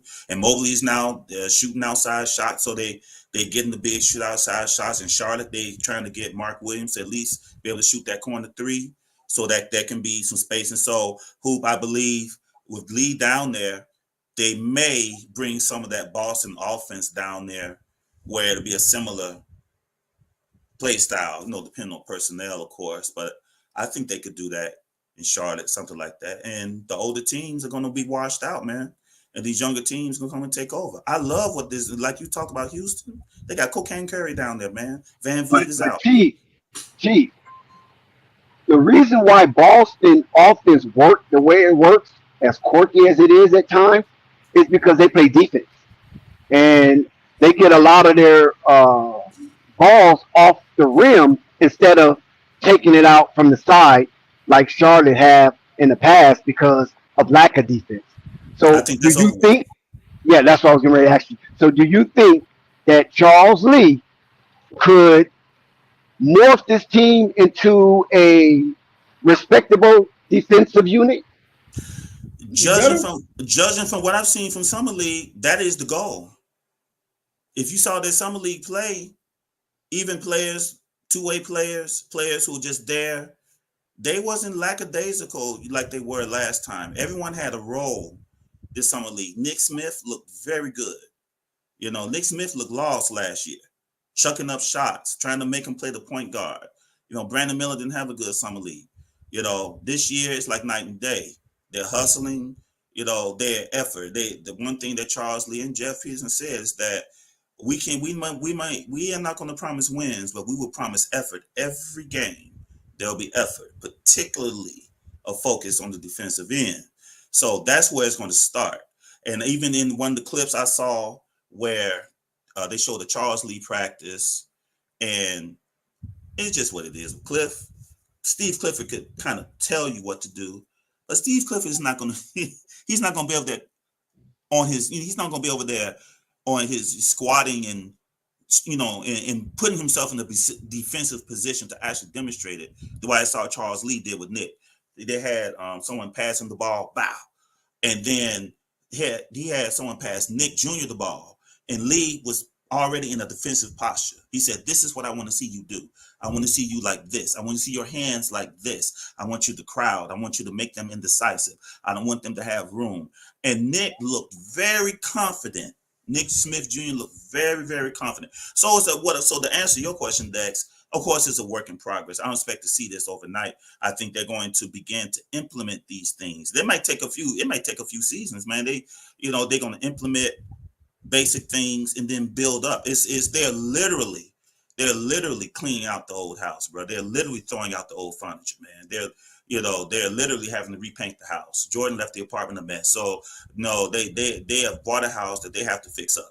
And so all that's not going to happen overnight. So incrementally, they've been doing certain Exactly. things for them. So, Rome wasn't built overnight, so we expect that. Now, hoop jargon, you've been in locker rooms. Hoop jargon, explain to us on a psychological uh, instilling confidence when a new regime takes over. That's a good question. My junior year to my senior year in college, we had the assistant coach take over from the head coach, and it was a big transition because my previous head coach he used to play for University of Arkansas. His name is Daryl Hawkins. He played under Nolan Richardson. 40 Minutes of Hell. I remember those. Yeah, man. He has. I think he still has the NCAA record for most steals with 9 in a tournament. So he was a super decorated college hero, but he's from the area close to the school I went to, Prairie View. He just had like a very loosey-goosey system. A lot of like emotionality. I won't throw him on the bus, but we Lord have mercy, man. I've never been in such a volatile situation as far as, personal issues bleeding into the program. So anyway, the assistant coach, Coach Rim, took over my senior year. And I got to give him a little credit. I mean, we were more successful than the previous year. He benched me.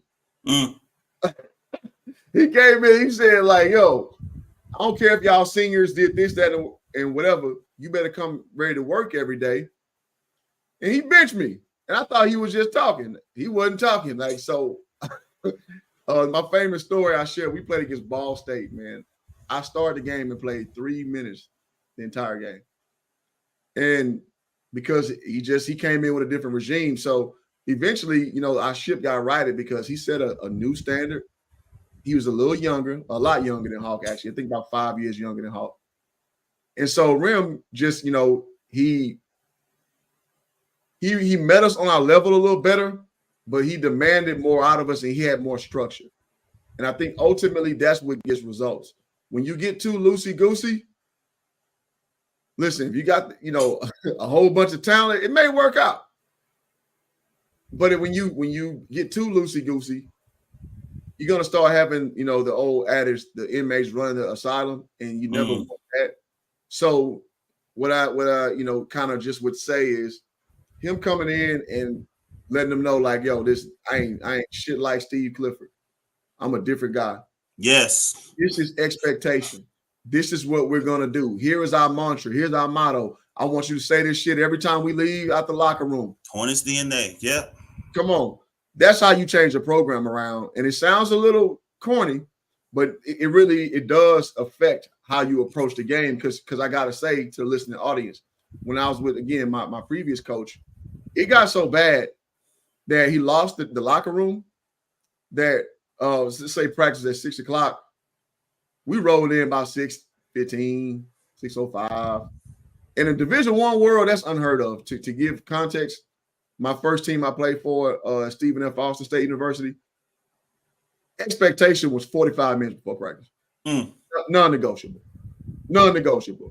At Prairie View, it wasn't that strenuous, but it's like 10 minutes before practice, you're cutting it close.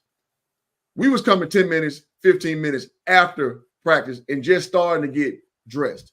He lost control. He lost control of the locker room. And, we just started taking L's and we didn't give a shit no more, right? So you got to be on top of things like that. You have to establish a culture and you have to have people buy in to your vision to be successful. I agree. Now, this question is for both of you guys, right? I'm going to pop the big question. No, this has nothing to do with engagement, okay? I'm a heterosexual man, but I'm going to still pop the big question. Lamelo Ball has 2 seasons to audition for FIBA International Basketball. Do he make the team? Is it space for Lamelo? Me, I'll go first. Outside of politics, if Lamelo plays the way he played that 7-game stretch, that's a no-brainer. But there's a problem, Dex. Nike, I'm just going to say it. I'm going to stay on this, goddammit. Nike, in my opinion, has too much influence on the selection of players onto that program, demonstrated by Jaylen Brown, and he spoke to it. No sugarcoating. LaMelo's a Puma athlete. He wears Puma shoes. Puma is a soccer giant. Through LaMelo, they have entered into the basketball arena majorly. They've had other athletes, but LaMelo is their first major Puma athlete. Shoes being sold, all that stuff is going on, right? So until they get over that part of it, and I believe they're not going to have a choice but to, because, I think with the outrage or the pushback that came back from Jaylen Brown's absence, they picked the right one because Jaylen's not going to be quiet, and I'm happy they picked the right one to do that with.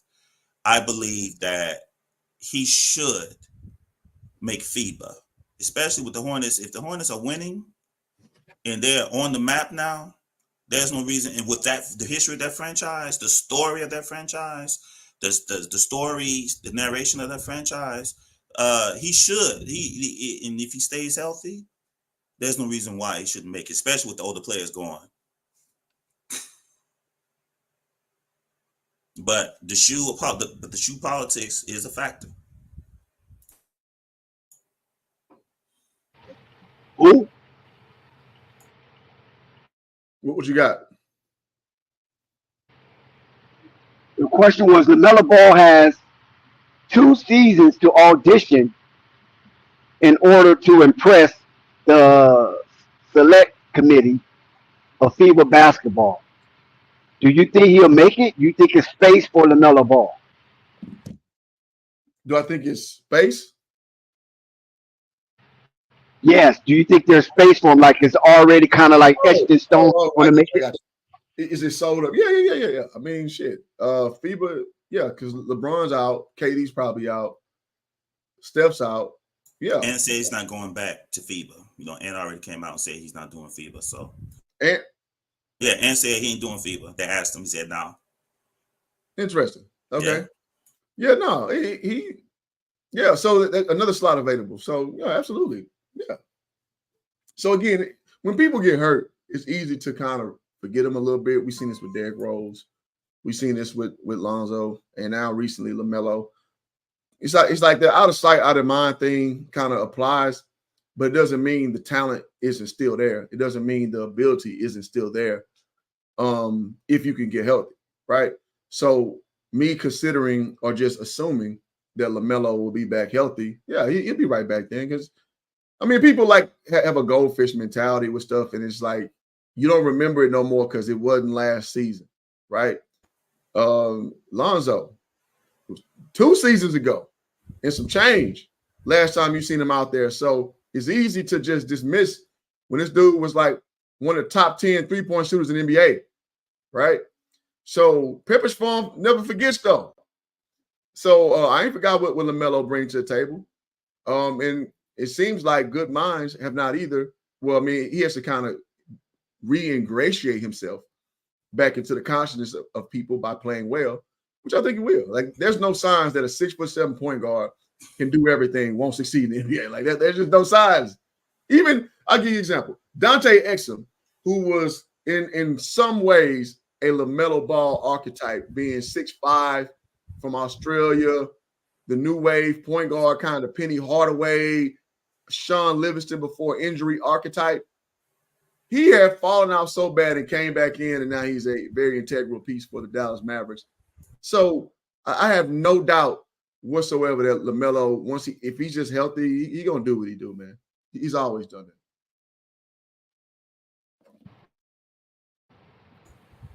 For the 24-25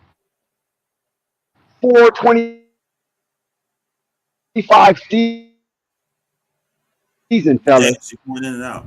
the Charlotte Hornets are being disrespected according to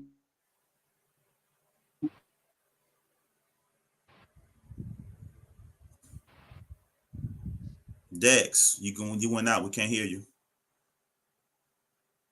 the odd maker. In and out. Yes, we didn't hear a long part of what you said. Mike, you have to do it again. Okay, can you hear me now? Yes. Mic check. Okay, The bookmakers got the Charlotte Hornets disrespect.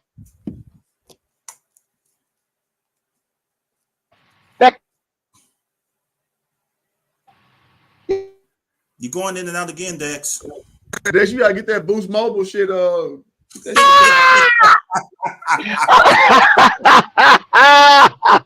that cricket wireless handle, It's bro. terrible. My equipment is terrible. Boy, it sound like you in a I know, man. My equipment is terrible. Sound like you're in a pineapple. Okay, let's try it again. Mic check, mic check. You got too much of a bag, man, to having these problems, brother. I know, man. I be switching equipment so much, and it's still the same results. Okay, here we go. Can you hear me now? I'm like the Verizon man. Okay, the odd makers disrespected the Hornets by placing them with 29.5 wins. Is that correct, or do you say the Hornets will win more than 29 games, at least 30 games? I don't think it's disrespect. I think people just have a rubric they go off of based on the information and just put some shit out there. And here's this reminds me of Kobe's last or second to last year. They had him ranked like 55th or some shit like that. Listen, man, it's just a metric. Because again, we led in this whole discussion talking about a narrative. So basically, narratives are derived from pushing bigger names to a profile they probably don't deserve. Like, again, me telling people LeBron James, he's not a top 10 player. I've been saying that shit for about 3 years now. Now people have finally arrived, like, okay, yeah, he ain't that no more. If you've been paying attention, he ain't been that. But the NBA is not going to push it that way. Why is that? Because he is at the vanguard of pushing the brand. So I have no issues with that because it seems to be a derivative of the narrative. I'm sorry, not the narrative. The algorithm of how they, pump out wins and losses. Now the real question is it accurate? And I think hell no. No, hell no. The Charlotte Hornets gonna be way better than that. But I don't think it's disrespect because if we're being honest, what has Charlotte done to deserve respect? That's the point. Yes. So I'm not mad at it. I just think it's gonna be grossly wrong. Go ahead. The one that's been a laughing stock. Let's keep it a buck. Shit. Mismanagement. Mitch saying over and over again we're making the playoffs when calling Gordon Hayward the best player on the team when Lamelo Ball just made an all-star. What? So when I talk about the new ownership having to rebuild the building, having to go and fix the house again, that encompasses all of it. That's why the focus, in my opinion, even last year, before all the other changes were made, they went straight to PR. That's the first thing you noticed. At least I noticed. They immediately changed to PR. They went and got, oh boy, what's his name? Last Beast. Put him on the jersey, to give him that hip. We're hip with the social media type thing. We're hip with content creators. Although Last Beast is going to have some problems, it is what it is. But they went there immediately to the PR to try to say, okay, this is new. We know what y'all experienced in the past, but that's over with. Now, the NBA itself did not jump onto it. They're now beginning. I'm hearing national mouthpieces begin to talk Charlotte up a little bit more now, right? Woj damn near practically glazed the Hornets this past summer league. I had never heard all that glazing come from Woj's mouth. You know what I'm saying? So he glazed the Hornets throughout the summer league. Other certain writers on Twitter began to post feel good articles about the Charlotte Hornets and about the direction that the team is going in. So Vegas is a wait and see type thing. If they come out hot, those odds, Dex, those odds won't stay the same because Vegas will lose money. I believe they'll change those odds with the quickness. If Charlotte comes out hot, those odds makers will flip that shit with the quickness, and then you may see a 30 game thing, maybe 35 game. 35 games. Right now it's 29. I think that's a baseline, Dex. I think if they come out hot, and surprise teams, which I expect them to do this year. I expect the Hornets to beat some teams that still think this is the old Hornets. I think they're gonna surprise a few teams. I think this is the year that they can creep up on teams. But once the teams are aware of them, then the fun begins. But this year, I think there'll be some teams that maybe they should not have beaten because those teams thought this is the same lowly Hornets franchise, full of flash, but no real substance, and I think that this year and of course, depending on hopefully with the focus of the team, Charlotte in the past has a tendency to play down to whoever they're playing against, when they shouldn't. So hopefully that is kind of rooted out of them, and they will play hopefully with a chip on. I'm hoping that the players will play with a chip on their shoulder. Grant Williams certainly has a chip on his shoulder. The players been talking shit about him all since he got traded from Dallas to Charlotte. Even players, Hart, they playing the game. Hart saying, "Oh, you only got 47 fans." I mean, all that stuff is going on, and so Grant is a major component of the locker room. In the locker room, he brings that, I think, intangible to the locker room. And plus he's from there, so he wants to put on for the city. He's not necessarily looking to start and all this other stuff. He says, start, come off the bench, score 20 points, or just get 5 or 10 rebounds, whatever I need to do. I want to raise Charlotte, so that's good to have for a team like that, to have players who are invested in the success of the franchise, outside of monetary motivation. They want to see it for their own glory and their own psychological thing. You know what I'm saying? So, so that that's what I think that'll change Dex. I don't think that's going to stay. If they start hot, I think, and I believe they will. I think LaMelo's ready. I think LaMelo is ready because LaMelo sees it all now. He may not speak much to it, but he sees everything. You can tell because when Ant did his Adidas commercial around this time last year, I believe, and there was a replica of LaMelo's NBO 2s that he kind of took and tossed to the side. Nah, these are shoes. And LaMelo kind of jumped in his Instagram and he said something about it. So LaMelo sees it. I can tell you the whole alien Wemby promotion, when LaMelo's already said he's the alien one-on-one, and Nike kind of snatched that shit, and now Wemby's the alien. The competitive juices, LaMelo, he should have a problem with that. So, we got 2 aliens? Wait a minute, okay. I got you. So I expect them all to have. I expect Miles to come out blazing hot. I expect him to play with a tremendous chip on his shoulder. I expect he's going to play with something to prove. I expect the same from Brandon already. Hell, in the practices, Brandon already got the energy. So they all have a chip. Charles Lee has a chip. He has things to prove. Peterson has things to prove. From top to bottom, that whole franchise is in. We're here. We have something to prove. We're going to be the premier We're going to be one of the premier franchises of this NBA. So you don't come in weak if you were talking like that. You come in ready to deal. And I think they're getting the players ready. That's why the bonding is going on. The golf course, they're playing games, and I think the bonding is going on publicly and privately. I think is going on. So, and the players seem to be confident. And they believe in what the new ownership is bringing. So we'll see. Yeah, we'll see. So do you guys believe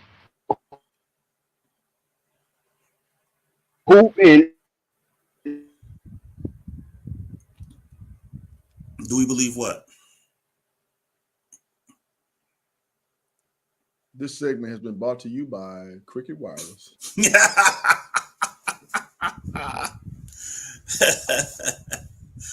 Dex with the bootleg out the trunk. God damn, Dex got that brick phone, bro. Hell. This is our first time. This is our first time together, Hoop, man. It's been a while, bro. I think so. I used to watch him. I used to watch you on DJ and all that stuff, man. And pass through flight. Yeah, this is our first time together on the panel, man. Yeah, I gotta say, did you guys hear my hell no, nobody heard nothing you said. What you about to say, Hoop?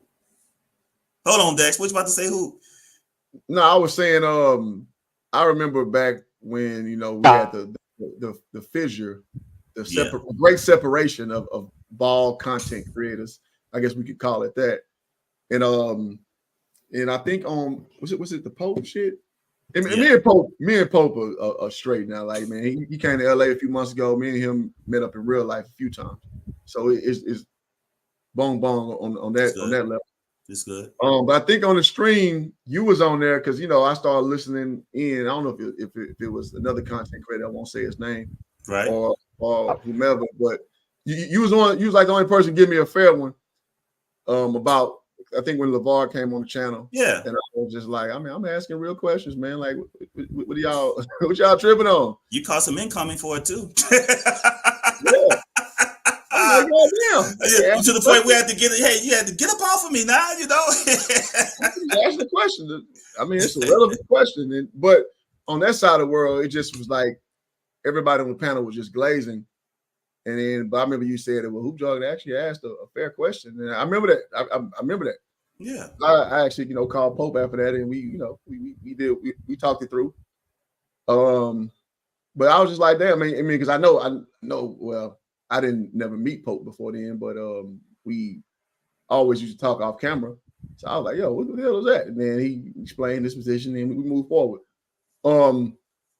Yeah, so I definitely appreciate that because I didn't expect to get nothing positive said about me because I know what that fissure created with content creators. I was just like, I mean, I'm just gonna listen in a little bit because I don't do mess, I don't do beef, none of that shit. But I listen a little bit. I mean, if it get too crazy, I'll step on and I'll pull up. But other than that, I'm just like, okay, just to kind of check the temperature a little bit of the room. Understand. Yeah, so I said, man, who jargon was the only one that was like that I really, I was interested in what he had to say, and I said it right there on that platform. I've never been unfair. My passion may have made it seem like a certain way, but I in the things I've said, I don't believe I've been unfair, and we've talked about this. Me and Flight had talks about this. Me and Dex had like a 3-hour conversation on this very platform about this very thing. You know what I'm saying? And of course, me and Pope are off and on in communication. The family is the family, bro. We're all back together. It's just one name. Fine. Bye. The rest of us are all back together, bro. The original family is here. And so I don't worry about who's not here. After we no tripping, bro. My life goes. Yeah. I said I ain't doing no tripping. My life goes just great. Well, listen, man. If one point you rock with me, and next you don't, man. Hey, man, have a nice life, bro. That's right. That sounds good, man. That's I ain't gonna slander you. I ain't gonna do none of that ill shit. Like, man, it is what it is, man. You ready, Dex?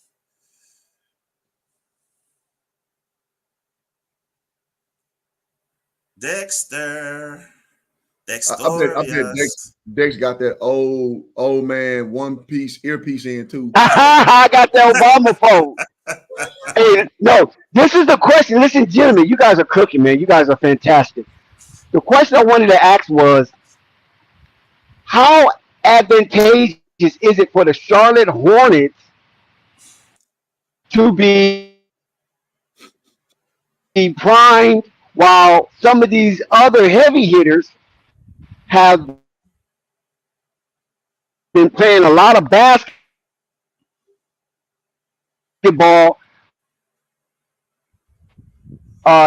through the extended season? Bro, where are you at? Where are you at, Dex? God damn. You can't hear me? Man, it goes in. I'm in and out again? Yeah, it'd be boring. Okay, what about now? You good now? Right now I'm good? Yes, okay, yeah. The question I'm asking. Yeah, the question I'm asking is, how advantageous is it for the Charlotte Hornets to be prime, ready, and focused to enter the season when you have a lot of heavy hitters that have played a lot of basketball through the extended season as well as the Olympics? I don't think it means anything. One thing I've seen being a Laker fan is when we were in our championship stride, we played a lot of basketball with Kobe and Shaq eras when I'm referencing. And we came back every year almost like to the point where each year we were more and more on cruise control and still was in championship contention. I think the most glaring year was 2004 when we lost to Detroit, when Shaq started putting on a little weight, but we still were there. So I don't think that that's a big deal unless it's a extremely veteran-laced team. And as I look at the NBA landscape, who we talking? The Clippers, who you know got rid of Westbrook. Nobody else really played like that. I mean, Lakers with LeBron, I don't think that takes anything away from him. I just think, I already stated where I think Lakers are, which is not very good. Boston only Tatum played. Let's think about the other teams too. Tyrese Halliburton ain't sniffed no minutes. No, you had Derek White as well as Drew Holiday. Derek White is one of them, Energizer battery guys, man. He doesn't have a heavy workload, so you don't have to worry about him burning out. And also, he's not going to be at the vanguard of what you do anyway. He's a what they call a glue guy, so it doesn't really matter. This is more of a thing of a star player thing, if we're being honest. So again, okay, Anthony Davis, I forgot about him. Maybe that plays a little bit on his miles on his body, because Lord knows it's just the next moment when he step on the banana peel and talking about he out for 6 weeks. Come on, man. So I mean, I'm just kind of thinking, I'm just running down the roster. Does it hurt Golden State with Steph playing? Maybe I'll go there, but I don't think Golden State's that good. Does it hurt Phoenix with KD playing? Maybe, but I don't think Phoenix is gonna be that good. So I mean, where is that really gonna affect them anywhere? So no, I don't think the plan is gonna affect them.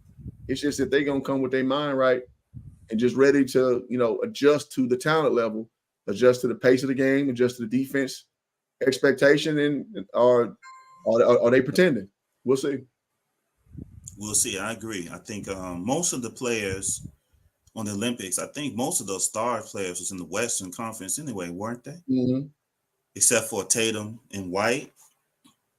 Tyrese, but hell, he was passing water around damn near for the Olympics team. So I mean, he didn't really do much. Tatum's minutes were reduced. He became a damn charity case after a while. Mm-hmm. Kerr had to win. Kerr. If Kerr would glue this gold, it would have been all hell to pay. Plus LeBron, of course, if he would have fumbled the goal, we know how that would go. It would still be talked about right now. So the older, some of the older players, LeBron kind of knows how to get his rest. KD knows. And I mean, he had a good quarterfinals, but then he kind of fell to the back, maybe, but he got young legs. Mm-hmm. I don't see it affecting him too much unless he, if he does what he's supposed to now that he's home, instead of doing the things he likes to do this year, he may have to turn some of that down so that he'll be ready for the season. Luka was out early, so, Luka's out early. Wemby's young. And they're not going to, jump out and do anything else. Serbia made it so far, but Joker's game, He running 3 miles per hour. Regardless. Yeah. Joker ain't doing nothing. Joker, that's not going to affect Joker, So I think that outside of and Steph did what he had to do, but again, that dynasty is over with. They fumbled Lamelo, the second pick. Had they kept Lamelo, they could have handed the keys off to Lamelo, and the good times could have continued to roll. Let me say this, Bartran. I was probably the first dude on YouTube to say that. I was just like, dog, that is the perfect addition, because you can see the attrition start. That again, some people just can't never see the forest through the trees. I was like, okay, Clay is getting worse. Draymond's getting worse. That cat Pascal, I thought he was going to step in and be a Draymond replacement. Didn't quite go that way. I mean, I see the logic of going and getting old buddy, the post player, the dude Wiseman. I saw the logic, but I'm like, nah, man. You got LaMelo who's ready to go. Like, and he would have sat that first year. I mean, most people like, nah, I want LaMelo to come and be rookie of the year. I was like, okay, I feel that, but I don't care about that. I want him to have like longevity greatness. So I was like, man, he go to damn Golden State, dog. This is getting older. Like it'd be a perfect transition. So here we are 4 years up fields. Like, man, that's a missed opportunity. With the way LaMelo shoots the ball, with those shooting contests him, Steph, and Clay could have had in practice, they literally, their system would not have to have hardly changed at all. Absolutely. With LaMelo Ball there.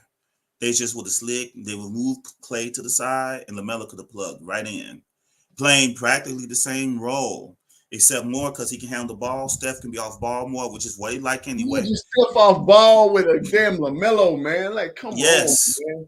That's crazy. They, you know, so Kerr dropped that ball. You know, yep. he's got his emotional.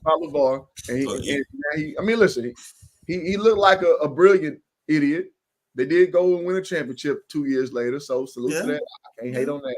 But now you held on Clay too long. Clay got in his feelings, talking about he playing for the Bahamas and the Olympics and shit. Like, yeah, all right, bro. He deleted all his Golden State stuff. He all about fishing in nature now and all this goofy shit. Like, all right, bro, whatever you say. You are a diminished product for quite some time. Draymond Green as well, but I guess Draymond may be viewed as more loyal to them, you know, and that may be some backroom shit that we're just not privy to. But I would got rid of Draymond Green's ass too. And I like Draymond Green, man. I just Hey, who? Draymond say he want to play LeBron before he retire. Whatever. Yeah, you know what LeBron said? He's not gonna move the needle. See, that's that clutch. That clutch. I wanted that to come out. Yep. Talk on that clutch. Clutch forces the Army, better yet the Navy. Like, if no year made it brutally honest, it was this year. The tentacles of where Clutch Sports reaches. Yeah. Rich Paul, and I'm glad Bob Myers put this shit out.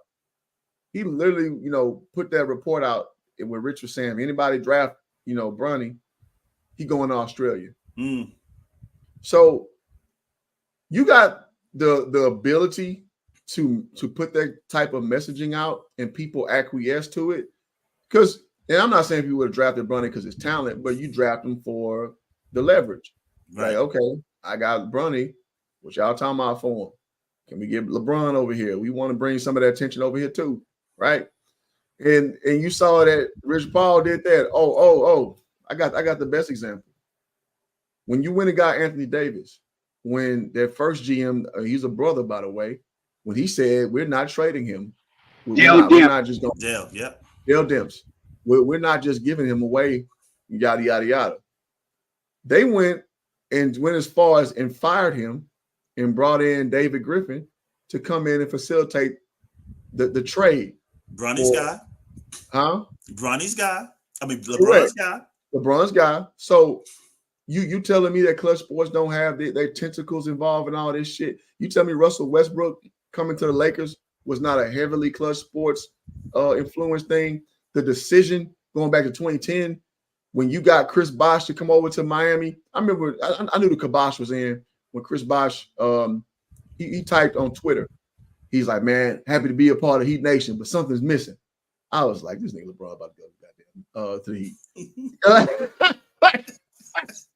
I knew it already. Like, it didn't surprise me at all. I'm just like, man, the fix is in, man. But I mean, listen, if you got the ability to do that, good for you. But you see, I just hate when people are incredulous when you bring this stuff up and you give references. It's like, well, no, you don't never know. And then when you prove it, well, man, what's wrong with a black man? I mean, that's fine. But why are you playing coy with me like you can't see this, you know, stuff plainly like it is? Like I got no problem with black men in power. It's a beautiful thing. But don't tell me that's not what's happening when I'm telling you. Let's keep it a buck. Let's keep it a buck now. Let's keep it a buck. I get it. You know, I have a name. I call him when I do streams on LeBron. I call him Darth LeBronius, right? You know, not because he's a Sith like evil, but him and that Clutch Empire, the way they move, it ain't like a Jedi, bro.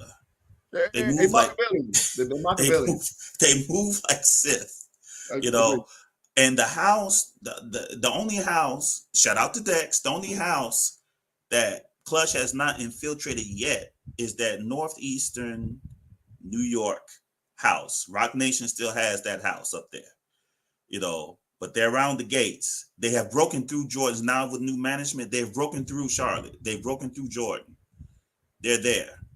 Rich Paul being there, Rich Paul being there to be a part of the PR of Miles Bridges signing that contract. I don't think that was a mistake, Hoop. I think he deliberately showed up there, to show, because of this back, Rich Paul, you know what he says about Michael. You know what what he said about Michael Jordan already on many different interviews in comparison to LeBron.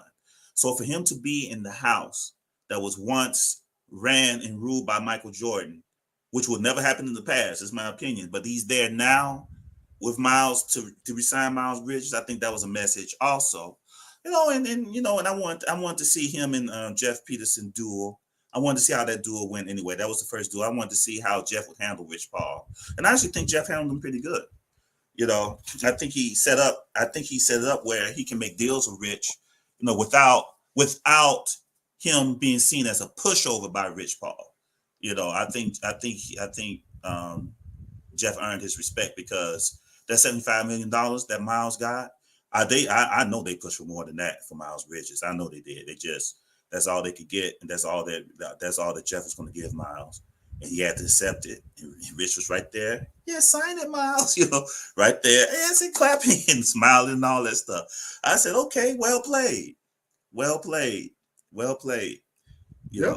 I'm about to get up out of here. I'm about to go cook. I'm about to get on the grill, make me a little steak as promised. But yeah, man, this is a dope discussion, man. Man, this is great. I want us to do more of this, Hoop. I need to pick your brain on some other things. Coaching, I'll hit you up. Coaching, because you're in those circles. I like some of the interviews you did with some of the young men I saw. All those things. I think when people see us, they may see us on their screens, but we're real men. We do real things. You know what I'm saying? And I always want that to be highlighted with our tribe and some of the things that really, honestly, it's long overdue. Some of the stuff should have been done. And hear me, man. They'll come to your channel. Like those are kids I literally coached. I literally coached them way to go. Like they are like, yo, man, I got this gentleman who he covers sports, man. He want to talk to you for like an hour. Like they will do it. So just let me know. I will. I'll do that.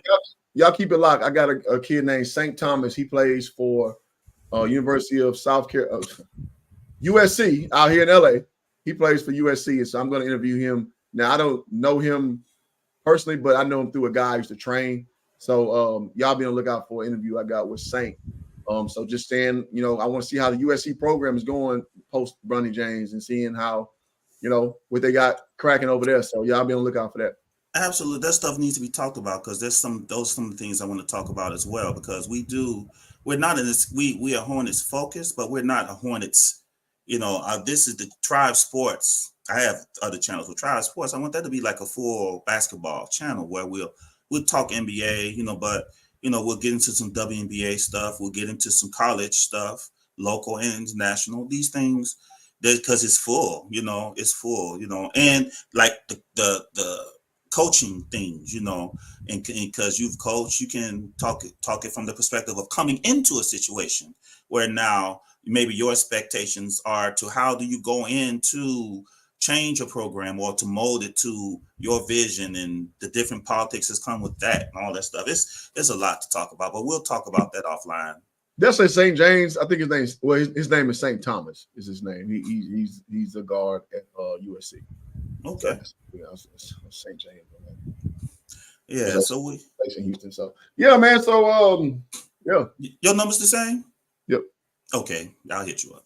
Hit me up. I mean, appreciate y'all. Appreciate Dex for moderating through his service.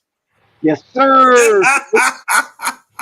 And listen, I want you guys to really pay attention to what Hoop Jargon got going on, because he has a expansive and an array of interviewing people of prominence and men of means, and that is something that we must appreciate, because it's not just little kids running around, 7-year-old, 8-year-old, 9-year-old kids, that's not happening. He's interviewing men of meaning or men of prominence who have to play to eat. And so he is extending himself to heighten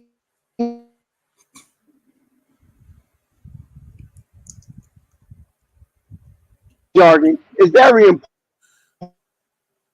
God damn it, Deuce. Burp, burp, burp. Yep, there we go. important for the circle.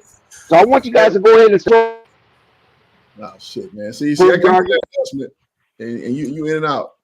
I went out again. Oh my God! You should have heard what I said. That soliloquy went quiet, bro. We ain't hear none of it. Damn, man. Oh my God! This is crazy.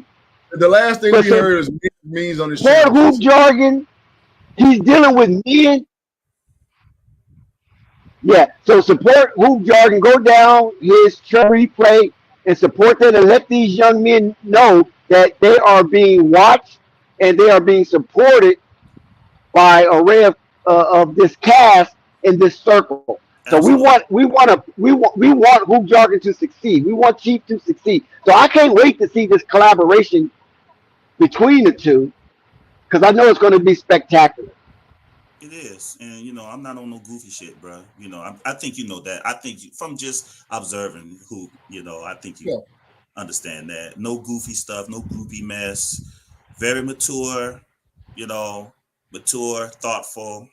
That's what it is. That's what I've always been, So, indeed. Same here, and I gotta say, I lived a real life in basketball before YouTube. I lived a real life coaching before YouTube. I think some people use this platform to inflate what they've actually accomplished in life, and this is their outlet. And it can be very financially, how can I put it? It can be very lucrative. Yeah, listen, and I'll be sitting here lying to you, say I don't like getting paid for doing my streams. I'll be lying to you, but ultimately speaking, this is literally a hobby for me. This is literally like, I'm not streaming from my side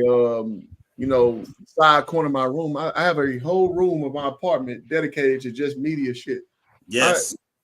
I don't live a savage life struggling and shit. You know what I mean? So, and I'm not trying to shit on nobody trying to get their shit together. Fortunate for you, right? God bless you, bro. Same here. Right. So it's like, it's just fun and it's information for me. Like down the pipeline, I'm gonna have Malik Rose come back on the channel because I built a relationship with him over the years. He's gonna come back and talk about, man. If you guys know Malik Rose, NBA champion 2 times over. Absolutely. The current San Antonio Spurs played with Tim Duncan and David Robinson. Current executive over player operations in the G League. Nice. It's a dude who you talking about men of means. That's Malik Rose personified. And Kobe couldn't stand him. Huh? I said Kobe couldn't stand Malik Rose. Yeah, him and Daniels, right? For the Spurs. Yeah, Daniels. Yep.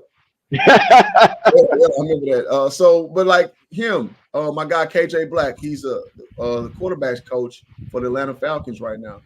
He went to Prairie View like me. He came a few years later. He's gonna be on the channel, so be on the lookout for that. My guy Dame Irvin, he's a scout for the Phoenix Suns. Me and Dane gonna run it back like we always do. And my guy, so my last player who's still playing, his name is John Reed. He plays for Syracuse. He's their starting center on the football team. So and also Bartran, I want you to interview him too, because he's autistic, but he is a very mature kid for his age, and he was not always that way. John Reed was one of our, excuse my French, one of our fuck ups, but he didn't got his shit together, right? And he has a strong chance to go to the NFL next year. Nice. So I mean, these are just people off top that I'm thinking of who I can bring in. So man, like we need to stay connected, and anybody flight too. If you want to interview one of these cats, I definitely can patch you through to get that going, man. So thank y'all for tuning in. Thank y'all for listening. If you never gave me a listen on my side of the world, again, my whole platform is to not give you fluff, right? Give you my perspective. Whether you agree or disagree, that that's for you to decide. But I don't do beefs. I don't do crazy clickbait content just to be doing some shit. That's just not how I rock, man. So that's all I got. Yes, Yes, sir. the authenticity is definitely there, and we appreciate you popping up, Hoop Jargon. You know you're more than welcome. You don't just have to hear from Flight. You already know that your fam, your comrade, and the camaraderie is just out of control. So yeah, salute to Hoop Jargon. Like I said, go check out his stuff. There's nothing corny about it. It's serious journalism, and he is a high-profile content creator. So go do that. And Hoop Jar can give it to you from both sides, inside the locker room and outside the locker room, because he have done it at some of the highest levels. That's Let right. me say this one last thing too. You know, I'm glad you brought that because I'll be forgetting the shit I've done. And I'm not trying to even just beat my chest or whatever. It is what it is, man. I mean, listen, I got a chance to cover Super Bowl 2 years, get to talk to one of my best interviews, and I didn't put out because the audio's bad, was Michael Buffer. Talking to Michael Buffer was a great talk. And we talking about, for you guys listening, let's get ready to rumble. Like, he has a tremendous story. I may just go re-put that out even with bad audio. Eric Dickerson, now, I didn't interview him, but I'm right there sitting there, and the guy on my team, Rich, interviewing Eric freaking Dickerson, one of the best running backs in the NFL. Marcus Trufant. Something Williams. He's a running back for damn Carolina Panthers. Y'all remember his name? He played for Memphis in in college. Last name Williams. I think he started with a D. He was there, like rubbing shoulders. And one of my biggest regrets, I could have got Rob Parker, but I just, I was kind of tired of talking for the day. And me and Rob kind of gave the what's up thing because in Radio Row is where like people who have real access to the media room. You see everybody in there. I saw CeeDee Lamb, Micah Parsons. Now they weren't taking interviews from small entities. They were going to paid engagements. Dak Prescott was in there. Barry Sanders was there. Michael Irvin, so on and so forth. So I'm right in the room where I could just touch and grab these folk, right? And I tried to put that out on my channel. I still was kind of new doing this, and so I may go and just re-put some of those things out. And there's another gentleman, he was an executive over Showtime. I forget his name. Great interview talking about some of the stuff he put out on Showtime. So, man, I don't try to cheat you on. Oh, and by the way, LeVar Ball. Now, the audio didn't work, but I gave a breakdown of what me and LeVar talked about. Nice. The one-on-one sit-down. You feel me? So, man, I try not to cheat y'all on content. That's my thing. That's why I don't go live all the time. That's why I don't make a lot of videos. Because it's like, I'm not going to just put something out, just be putting out. I got to feel passionate. So when Flight reached out to me today, I'm like, all right, bet, let's get it. You know what I'm saying? I don't mind helping Flight out. He want to talk about Charlotte. Let's do it. Because I ain't talked about him in a minute. This morning I had a show about not college. What's that shit called? Youth football coaches. Are they harming the culture for these young men? Like, I feel passionate about that. Like, I'll fire a stream up and talk about that because nobody's talking about that. But, and shout out to my guy Sub-Zero, we had like a nice 2-hour discussion about it. So ultimately, to land the plane, I appreciate those. I see, there's definitely some cross visitors, in the chat. Thank y'all for tuning in when y'all do tune in. Thank y'all for pulling up, for Flight Stream and keep supporting good media, man. So that's what it's all about. Yeah, no doubt. I appreciate you spilling like that. Now, there's only a few content creators that I dump my money on, and Hoop Jargon is one of them, most doubt, no doubt. Appreciate that. So that shows you how much I feel about his content. That I'm willing to go into my purse strings and dump a little something down on what he's putting forth, because I want to continue to encourage him in doing this type of content and show my appreciation for his hard work to even dig up individuals to interview, because that's not easy. It's not an easy thing to go out and get people to interview, especially nowadays when people know that it's some chips in the content creation world. You know what I'm saying? It's YouTube landscape. So, some people be like, okay, what's in it for me? You know what I'm saying? Absolutely. So yeah, we appreciate the hard work and the convincing that it takes. And yeah, you a salesman, and it damn sure takes every fiber of your salesman ability to convince these individuals to get on these platforms and showcase their their doings in the land of sports. Let me say this, and that's a great point. It was a lot easier in 2020 to get these interviews than 2023, 2024. Yeah, I bet. It's a lot easier back then doing lockdown. Everybody wanted to talk. And now it's like, what I get out of it, man? My schedule look like this, man. Let's do, it is what it is, man. So, my last one. My old coach from Stephen F. Austin, he's a head coach at Oklahoma State. His name is Steve Lutz. I talked to him for an hour about a month ago. He's down to do an interview as well. So, again, I'm going to give y'all content from people who really are doing shit in this world. Oklahoma State is a major program in college basketball. And I'm going to give you a dude who knows me, who going to give you some game on, the basketball landscape at large. So, man, y'all keep y'all head out for that too. Y'all keep your ears open for that one. Absolutely. Yeah, Oklahoma State has been, high profile program, at least in my lifetime since Big Country, Brian Reeves.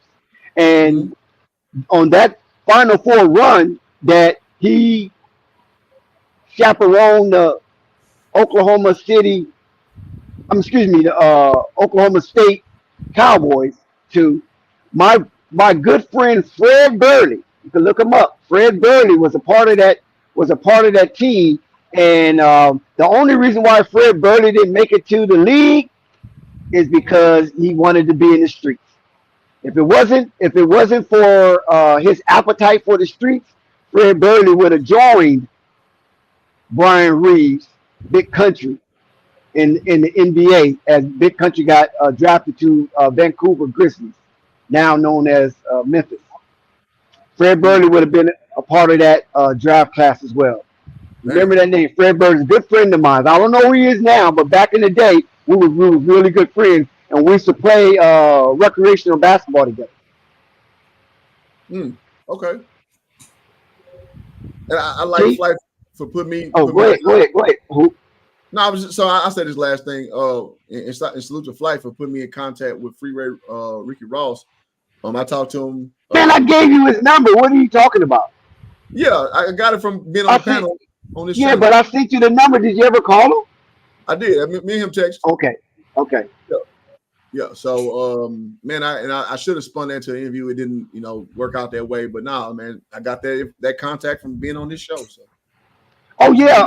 You still can get that interview.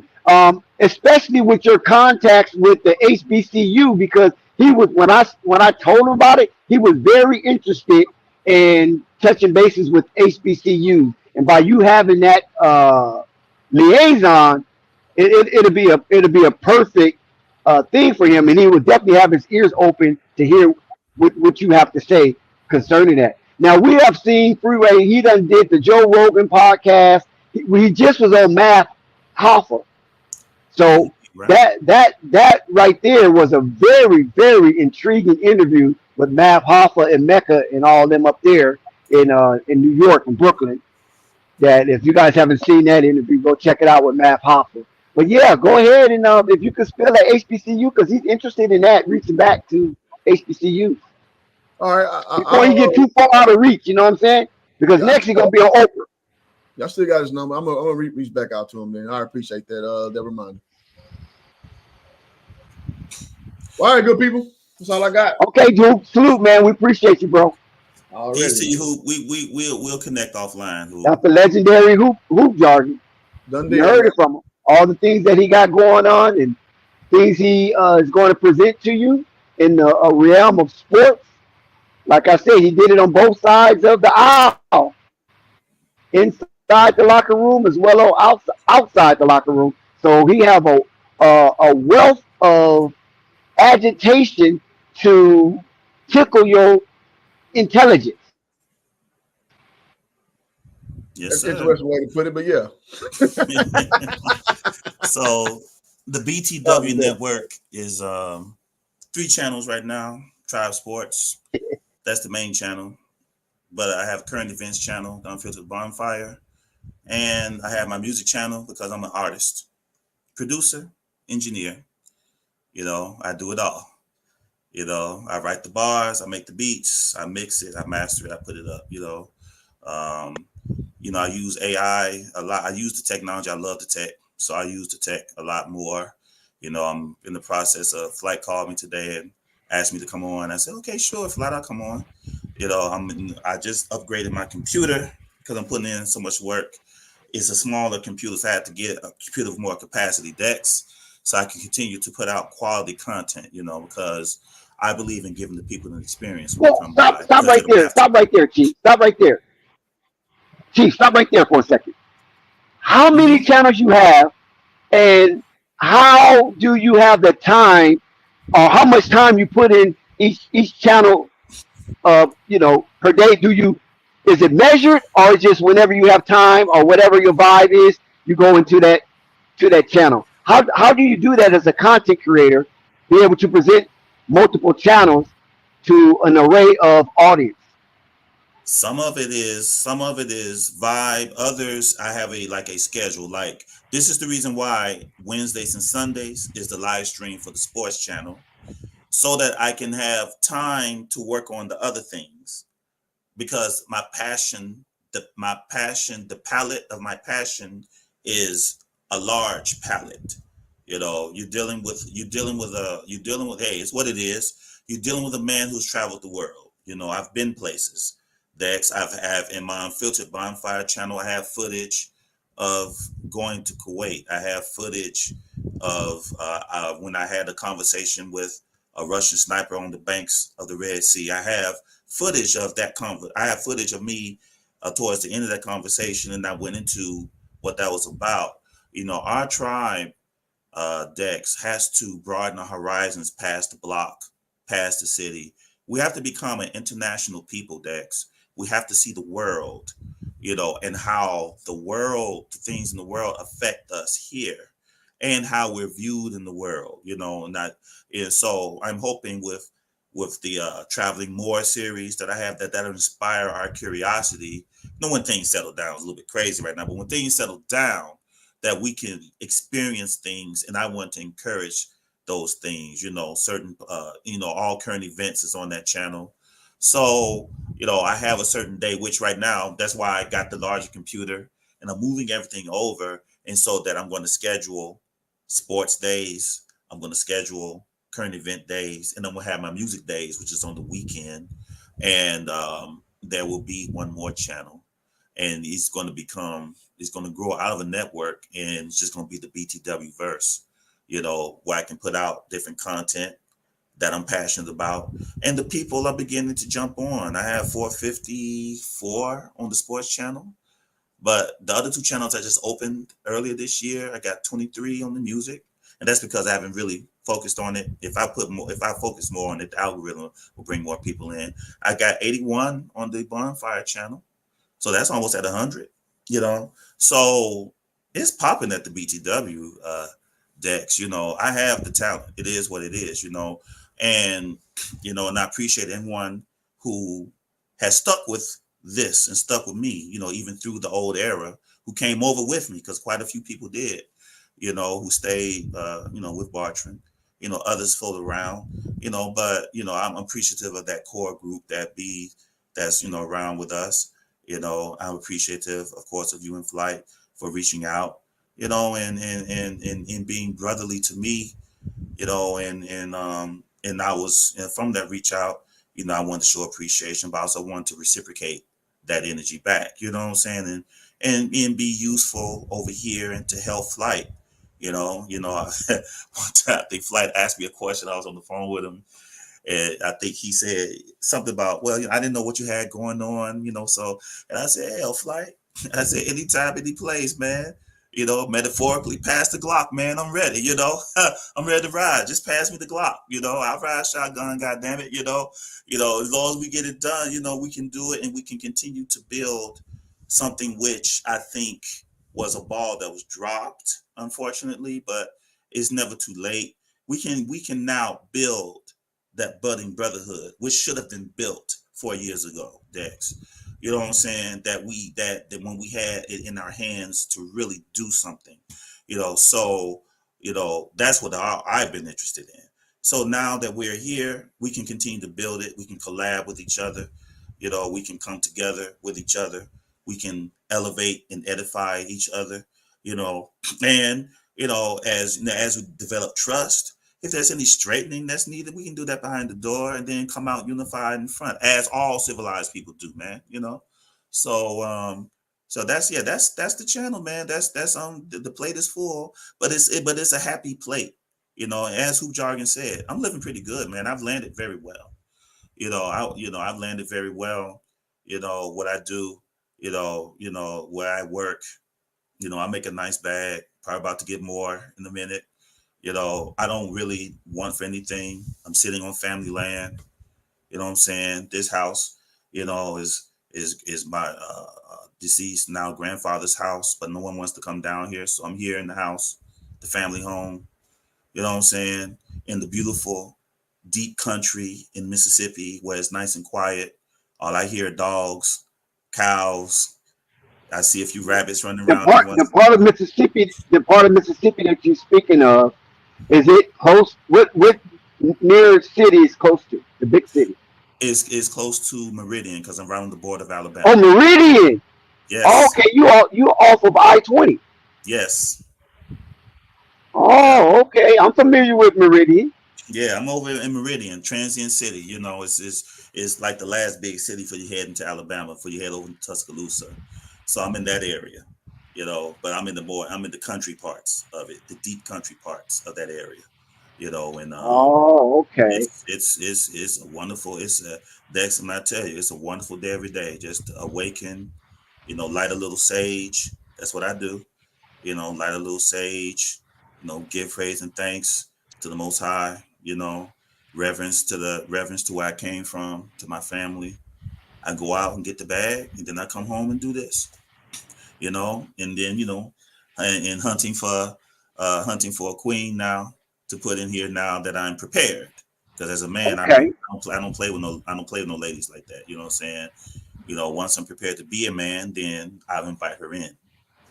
So that's it. Life is good, brother. Yeah, that's what's up right there. That's what's up. And you loving it, right? Absolutely. And that's the main thing. After what I've suffered in life, man, this is a nice, you put in a lot, and if you put in good in the spiritual bank, man, you can withdraw. Yeah, and so they got your Bulls at 27.5 wins. What you think about that? They don't feel too good about Josh Giddey, do they? They probably don't. I just, the talk is Billy Donovan is out of there. The word is now that Billy Donovan is about to be moved out of Chicago. That is speculation. That hasn't been reported. It hasn't, you know what I'm saying? That is speculation. So we have to take that with a grain of salt. That is speculation because the word is Billy don't want to be part of a youth movement, whatever. He wants to win. Right. That is, but I'm just ready for them to go ahead and stop playing this in between game. Go ahead and find a way to do something with Zach LaVine and Vooch, and so they can go ahead and do what these other up and coming teams are doing. Because my fear is if they try to cling to some of the older players just to make the 10th seed, we're going to end up missing out on all the talent that's coming out these next 2 years. Okay, let me ask you this then, Chief. Who has the better record, Hornets or Bulls? Honestly,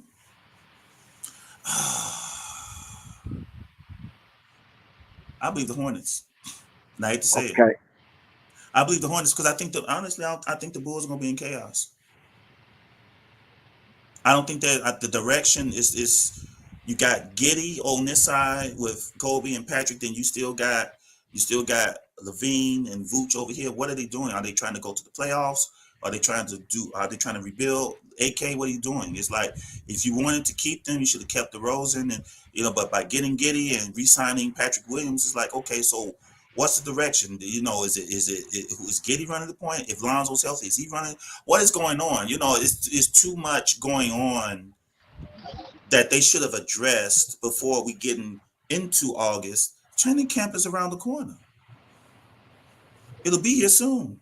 It's not going to be long. How did this go down? How did they trade for Alex Caruso before DeMar DeRozan?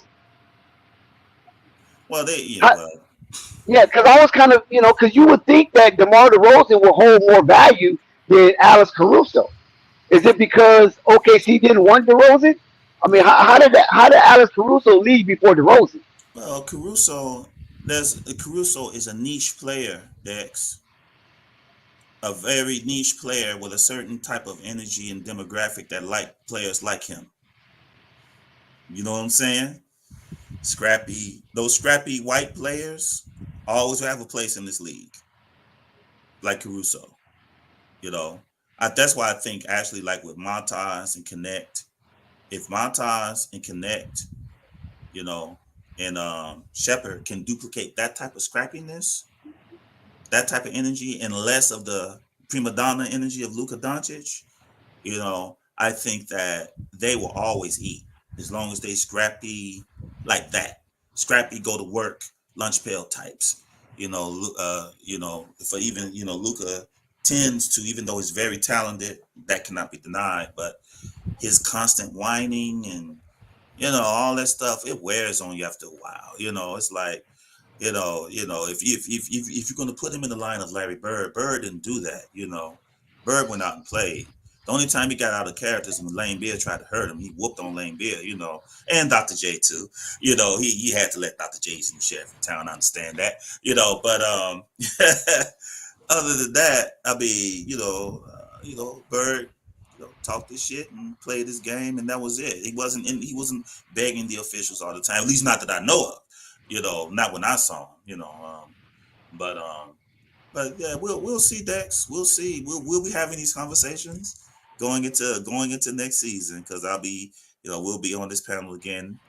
Yeah, because I saw the Bulls at 27 and a half, and I was like, I know they're going to win more than I think 27 games. they'll win more than that. You know, If they keep if Zach LaVine comes with a chip on his shoulder, and as long as he's fed you the know. ball by either Giddey or Lonzo, I think Zach will Well, run the numbers up. well, see, this is the thing, Chief. Now Billy Donovan got his original big three, right? Albeit Lonzo's a little gippy. Lonzo's a little gippy, but that was the original big three, right? And that's what I Lonzo wanted them to and stay at, Zach. Dex. I wanted them to stay right there. I didn't want them to pick up. I was mad as hell when they picked up DeRozan. I was from 2 point of views, right? Then I'm up out of here.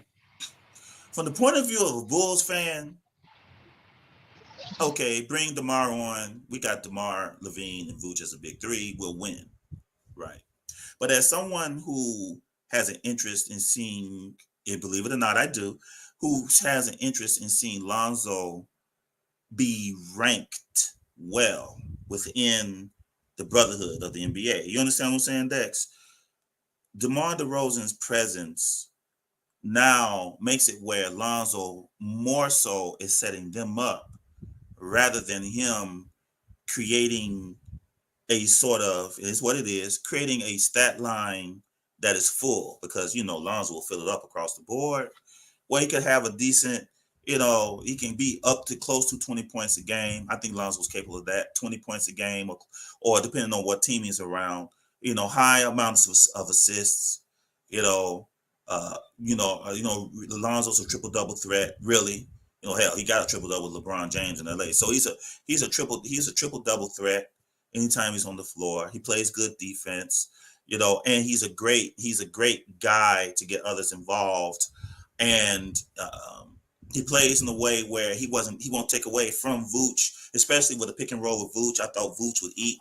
Him and Lonzo would eat off that pick and roll, and I thought Zach LaVine could play off ball, catch lobs, be open on the side with the activity that Lonzo and Vooch was making, along with, and I think also, I think Patrick Williams would have played better because Lonzo would have set him up for a lot of easy scores himself, and they could have slotted Kobe in on the other side of Lonzo to be a short, even though he's short, and suppose a short point guard, he actually be a short shooting guard. That's just what it would be. And actually, that's what I still think Kobe is. I don't think he's a natural point.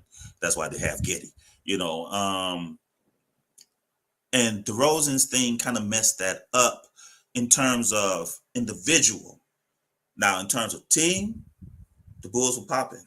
The Bulls was at the top of the East before Alonzo's injury, and all it showed was that as talented as Vooch, Zach LaVine, and DeMar were, they didn't have the skill to keep that glue together that Lonzo kind of set up, because he was able, by sacrifice, he was able to get them involved. He took on the best defensive assignment. Therefore, Zach LaVine and DeMar could take on the lesser defensive assignment. Lonzo was the point of attack defender. You know, when he was open, he hit the three at a 42% clip, I believe. So he was right there with his shot chain. You know, he was right there with his shot. Shout out to Coach Vincent, you know, who's now in Detroit. You know, so that's going to help Cade and Arcee Thompson, especially Arcee. If Vincent can help Arcee with his jump stop, it's a wrap. You know, so that it did mess it up. It kind of changed the trajectory of Lonzo personally. And then the injury just derailed everything. You know, so as with LaMelo, Lonzo's looking good in these practices in these controlled environments. They say he didn't have no issues on the 5-on-5. So Lonzo's in the year where he has to now go out, you know, and show that he still got the skill. And if he shows it, you know, a point guard with Lonzo's skills, he will be on the team. And I want him to be on the team where finally he can be the guy to show his skill at the point. You know, I would love to see him, Dex. You know, I know there's talk about him coming to Charlotte, but really, I would love for him to be in a situation like with the Orlando Magic. I think he could take them over the top. You know, I think that the Phoenix does not have a point guard right now. I would love to see Lonzo feeding Durant, and I would love to see for Lonzo to become a big three with Durant and Book instead of Bradley Beal. You know, or another team. You know, I don't want him on the Clippers. They're old. I want Lonzo with a team that's moving. You know, I want him with one of those young teams that just need that great guy who can plug and play, who can make players around him better, and a youthful team, you know, that could make him better. Yeah, let me see. Well, see, Brooklyn, if they had more, you know, he could be there, but Ben Simmons is there. You know, so that's the situation I want him in. You know, not Miami. That Miami, no. You know, I mean, he could do well in Miami. He could, because they don't really have a good point guard down there in Miami. You know, he could do well in Miami, Dex, but you know, I'm more if Lonzo's going to be on the team, I want him to be in the Orlando Magic type situation. That's a young team, up and coming team. Lonzo can be the one that take them to the next level. He can feed Paolo and Wagner down there. Suggs can move over to shooting guard. You know, and I don't know who the center is. You know, or even they got Stephon with the Spurs, or even like a Spurs situation where he can feed Wemby or something like that, where his skill now is where now we see Lonzo's skill is maximized. Where his skill is maximized. He's not put to the side. He's not standing in the corner somewhere. You know, he's actually involved to a point where you can see his involvement, and you can see that he can actually score the ball. And is a complete player with high IQ, as Magic Johnson said. Magic Johnson didn't lie about that. You know, but all that depends on that knee. I have to see. Yeah, I mean that's where all it weighs on right now. You know, is that knee bionic or is that knee tonic? We'll see. I like the fact, Dex. I'm sorry, Dex. I like the fact I saw Alonzo doing some post moves now. I like the fact that he's going into the post and doing that fadeaway. He got the height. He should live off of that. A la Livingston. He should live off of that. Yep. Right? Exactly. You know? That's a good point. And I'm John Livingston. Yeah. And I'm hoping LaMelo will take that on too. He's 6'8". Little guards shouldn't even be thinking about putting little guards on LaMelo Ball. He should take them to the post immediately. I think Charles Lee would try to replicate some of that Jason Tatum style. You know, even though LaMelo's a little light in the pants, but he is so nifty that you can put him down there for several plays throughout the game if the matchup presented itself. Absolutely. And I know LaMelo could score because he's really nifty around that rim. Yes, his layup package is elite. Once he's get close to the rim, he can lay the ball up all kind of ways. Sometimes I think he get fall in love too much with that jelly, but once he's down there, the jelly is legit. The jelly is legit. And as he gets older, he'll be able to take more and more contact. He's 23. He doesn't yet have that ball body yet. And he may not need to have it like Lonzo. He might grow like Lonzo, or he may be kind of more one of those lanky Penny Hardaway type players. He's just lanky, but he still got that skill. Penny was lanky, but you better not get in his way. He's on his way for a dunk. You be on the post. You'll be surprised how thin LaMelo is when you see him in person. He's like this nigga tall, but he's skinny as hell. Yes. There might be like a Durant situation. It doesn't. Well, I think he's. I mean, if Durant was his size, LaMelo would be bigger than Durant. Yes. I mean, he's thin, but he wouldn't be like thin like Durant thin if Durant was LaMelo size. Durant is, he's much taller. So, but LaMelo trying to gain some weight. I mean, I hadn't seen him in a minute. Especially since he healed, he healed from that injury. Yeah. So we know that he got the ankle braces on. Yeah. He might have got a little heavier. You know what I'm saying? Because he's sitting there eating that good food from Anna, Montana. You know what I'm saying? So he ain't been doing much. So he might have gained some weight, gained some, some mature weight. Like you say, 23. That's all he is. Yeah, you know what I mean. The metabolism is still burning through everything, So yep, it is what it is.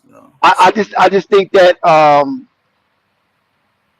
people going to have to make way. I mean, the NBA going to have to make way for LaMelo because somebody got to come off that depth chart. I believe it. You know what I'm saying, Dex? I believe they're making preparations for it. The narrators are beginning to have very positive. It's no longer all, the questions of whether or not LaMelo is a winning player, that is beginning to fade away. Now there's excitement over LaMelo and Brandon Miller, what this team could be, new ownership. And I think they plan on rolling out not only LaMelo, but I think they're going to roll out Jeff Peterson. They're going to roll out Charles Lee, and they're going to roll out Sister Shelley, who's the president of business over there. Because they're three bosses of the tribe. And for Adam Silver, that story, he likes those type of stories as well. Michael's gone, but you still got the presence of quote unquote, black leadership in teams, and look at what they're doing, blah, blah, blah, blah, blah. So all those Mike things. is not 100% gone, right? No, he's still in the building. He still has some stake in it. He still make money now. I mean, but he just don't give a damn. I mean, it's obvious he ain't giving a damn. No, from what it looks like, because he's everywhere except at the Spectrum Center. that man got a $3 billion purse. You know what I'm saying? I wouldn't get. He on that $300 million yacht. He got that little snow bunny with him. I mean, he stayed close to that snow bunny. She's on his hip, and he's all in, in Monaco and. Watching Formula One racing, I mean, we're the richest of the rich. That's their sport. You understand what I'm saying? So the Fritz Riviera, I mean, my God, I mean, he's living the life of Riley, and he is looking at the Charlotte Hornets organization that he had like poo-poo. Even though he still have stake in it. Dex, it's just a continuation of what he was doing as owner, except he don't have the responsibility now, bro. Yeah, he has no responsibility. He's collecting, but he's still collecting. Still collecting. And someone else now is making it where he'll collect very well. Yep. Well played, I must say. He doesn't have to people. I know he's a horrible talent, but I won't say horrible. I take that back. He's a misguided talent evaluator.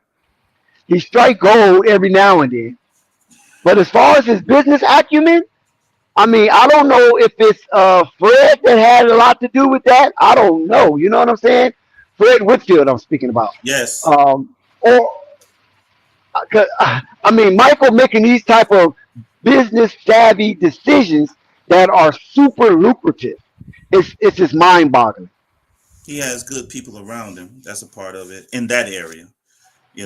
In terms of the other thing, Dex, I think had Michael removed himself from the playground and really focused on ownership, I think he would have been better. But that being number one in the top 75 still meant something to him. Now I get the recognition, but as an owner of a team, the players, whoever your GOAT is, works for me now. LeBron, you the GOAT? Fine. Come over here and make me some money.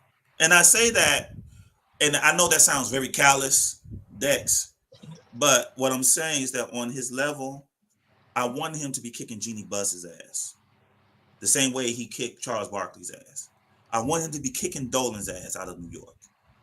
The Benson family and all those other families. I wanted them to feel like they had to take Michael into account when they make certain moves, because Michael is a cutthroat and he's a dog in that area. So that to me has been my constant critique. I said, Michael, baby, you've won there on that level. The players are here, Michael. You're now an owner. So this level here, whoever's the best here, you can use them for what you do here now. And you don't have to focus on there. Dressing up to play with the players, that's one thing as an owner, whatever. But again, I think that his mind never left those days. And so he thought even up here, his thinking was still as a player. I don't think he ever got into the ownership thought part of it. And his other, and also hubris, arrogance, and stubbornness, and also loyalty to. I get that part of it, loyalty, but loyalty to friends. Loyalty even to family, you want to put them on, yes, but you want them to be in a position where they don't take away from what you're doing to the point where now you look inept because you wanted them to be put on. MC Hammer paid all his people and he didn't regret doing it, but it cost Hammer. You know what I'm saying? It cost him dearly doing that, and so instead of Rod Higgins, maybe Michael could have went and got someone else. Instead of depending on the Carolina connection, maybe he could have reached for some other personnel or players. Instead of hunting for a Larry Bird, maybe he could have found within those draft classes other people, or putting people around him that would say, "Hey, Michael, I know you like Larry Bird, but look, I know you like Morrison, but this one here, Morrison will still be available in the second round. You can go and get him later on. This is what we need right now, So no, that's it, Dex. I'm about to get out of here, man. I got to. I'm gonna get on. For sure. I'm gonna get. Y'all go check out the Chiefs, man. The BTW, man. It's in effect. Go to Tribe Sports Media, baby. We growing. It's popping. You'll have very thoughtful content over there. I interact deeply with the chat. I do not sit up here and just talk. If you come into the chat, you got thoughtful things to say, I will speak with you. Comment section, I respond. If you are on Twitter and you come into my DM, I'll respond. Certain ideas from content have come from the chat, Dex. Certain calls that were made, certain takes have come from the chat, and I'll repeat those takes sometimes, and they'll come out well, and I'll shout the people out. And also, I thank you, Dex, because you sent some things to the Cash App to the BTW, so I appreciate your support, Dex, as well. Yeah, I appreciate good content. That's what I'm trying to tell the people. You know what I'm saying? I ain't shy about it, nor am I embarrassed or have any regrets. Right. When it comes to me shelling out some coins to good content, you know what I mean? Indeed. So that's heartfelt, not no scams and nothing like that. You know what I'm saying? Some real good heartfelt conversations and research. Yes, sir. And the way that you put it out there, You know, whether agreed or disagreed, Right. you put it out there with context to back it up, and you do your research right there live. You'll pull Yeah. something up off of Google and see if it's right or wrong. You know We'll what I'm pull it up saying? together. And I appreciate that. You It's will. not an agenda driven channel. Yes, we'll pull it up together. We'll pull it up together. If I'm wrong, I'll say, hey, oh hell, let's the chat we talking. Hey, let's look. Let's pull it up right now. Let's pull it up. Right, exactly. I like how you do that. That's Yeah, let's cool. pull it up. Let's pull it up. We put it right on the screen right now. Let's talk about it, and then we'll read it. We'll read the article Yeah, you together. don't get mad. You don't want to block people Oh and kick them no, out and clap them, and because no, somebody might have had a little more information than you. no. If you got the information, share it, please. We'll jump on Share it. it. That's all it's about. Now, if you clowning and being an idiot, that's Yeah, different. But I when can you come joke. in with information and somebody get mad at you, what kind of shit is that? Oh no, I know that I don't have that type of insecurity about myself, Dex. I simply don't. I enjoy Yeah, doing it, man. I mean, so if the call, if it, I always liken this to it is what we will do at the barbershop anyway. men sharpen men like steel sharpen steel. Yes, and there's nothing wrong with the sharpening. You I know. love getting sharpened, man. It doesn't matter from where it comes from, older, younger, male, female. It doesn't matter. If you have something that sharpens me, I will take it. I've always been taught that. You learn from whomever, regardless. Yeah, you learn from whoever. That's right. You learn from That's the whoever, main thing that you're learning. you learn from whomever, and you It's give. not just about dictation. You know. Oh no, you learn and you give. You do both. As you are edified, you edify others. You know. And that's what I like. That's why I come over there when I have time. I come over there and check you out because sometimes it pops up on my YouTube. I might be watching YouTube some other shit, right? I Yeah. might be watching in search of Bigfoot or something. You know what I'm saying? And Yeah. then, and then it says you live. BTW is live, and I'm like, oh shit, let me go see what Bartran talking about. Well, I appreciate you coming by. I roast you sometimes when you come over. Nah, I don't wear my emotion on my sleeve. I display emotional intelligence, Yes, I not like emotion without intelligence. with things I know you're passionate about, Dex. I'll roast you sometimes. Here we go, Dex. Hey, shout out to Yeah, yeah, yeah. even when you don't come by, I'll say, hey, Dex, if you come by here, even if you watch the replay, sometimes I say, hey, Dex, I if you come remember by one here, time I came by, you guys was right on the Lakers. As soon as I yep. pop in, I was like, look at this shit here. And we was laughing too. And as soon as you came in, I started laughing. I said, here you go. I said, you pop up right now, Yeah, Dex. came So in right in time. I didn't have to wait, right? I didn't have to wait. no, you didn't have to wait at all. I got my trauma off. I don't want if you leave the channel angry and mad and upset and ready to cook somebody and all that stuff, then that's not the energy of the BTW. It never has. That's not my energy, man. You know what I'm saying? Right? Especially on sports. We come, talk, and then we go on and do our thing. Hopefully hopefully make it where whenever we go live, you want to come back. Exactly. You know. And certain things that aren't covered in the live stream, or it's something that we touch on in the live stream that I feel like need more things to talk about, I'll make a video about it and put it up. Yeah, you're very versatile. So that's why I was asking you about, how do you run those multiple channels and be in those different moods and modes. You know what I'm saying? Because those channels are very different. Yes. And the vibe is very different. So the frequency is different. So the way that you change and morph into these three personalities that is able to run three different channels on with three different kind of frequency, I think it's pretty amazing to me, because that just shows you just multi-dimensional. I am. Because that's what that is. Those frequencies are dimensions. It's just all of my aspects of myself, and I choose to share it. I don't want to die in regret. What if I want to be empty when it's time for me to return. Yeah, your cup runneth over, right? I want the cup to be empty with whatever I was blessed, the Most High blessed to put in me. I want that cup to be empty. Yeah. By that cup being empty, it's almost like the parable putting new wine in old wineskin, right? You got to make the wineskin new to accept the new wine, and that's what you do. Every stream, you become this new content creator, and it's very alluring to be able to hear you deliver your truths. And this is why it's a magnet, and this is why your channel is growing. It is growing, and I appreciate it. And when I get into I have my phone everywhere. This was which one? This phone here is like my recording phone. So if certain things, inspiration hit me, I'll just talk into it. I'll put it into the studio and run it through my studio, run all the noise out, put some music behind it, put a video behind it that I already have set up, and then upload it. A lot of times, some of that stuff, Dex, is impromptu, man.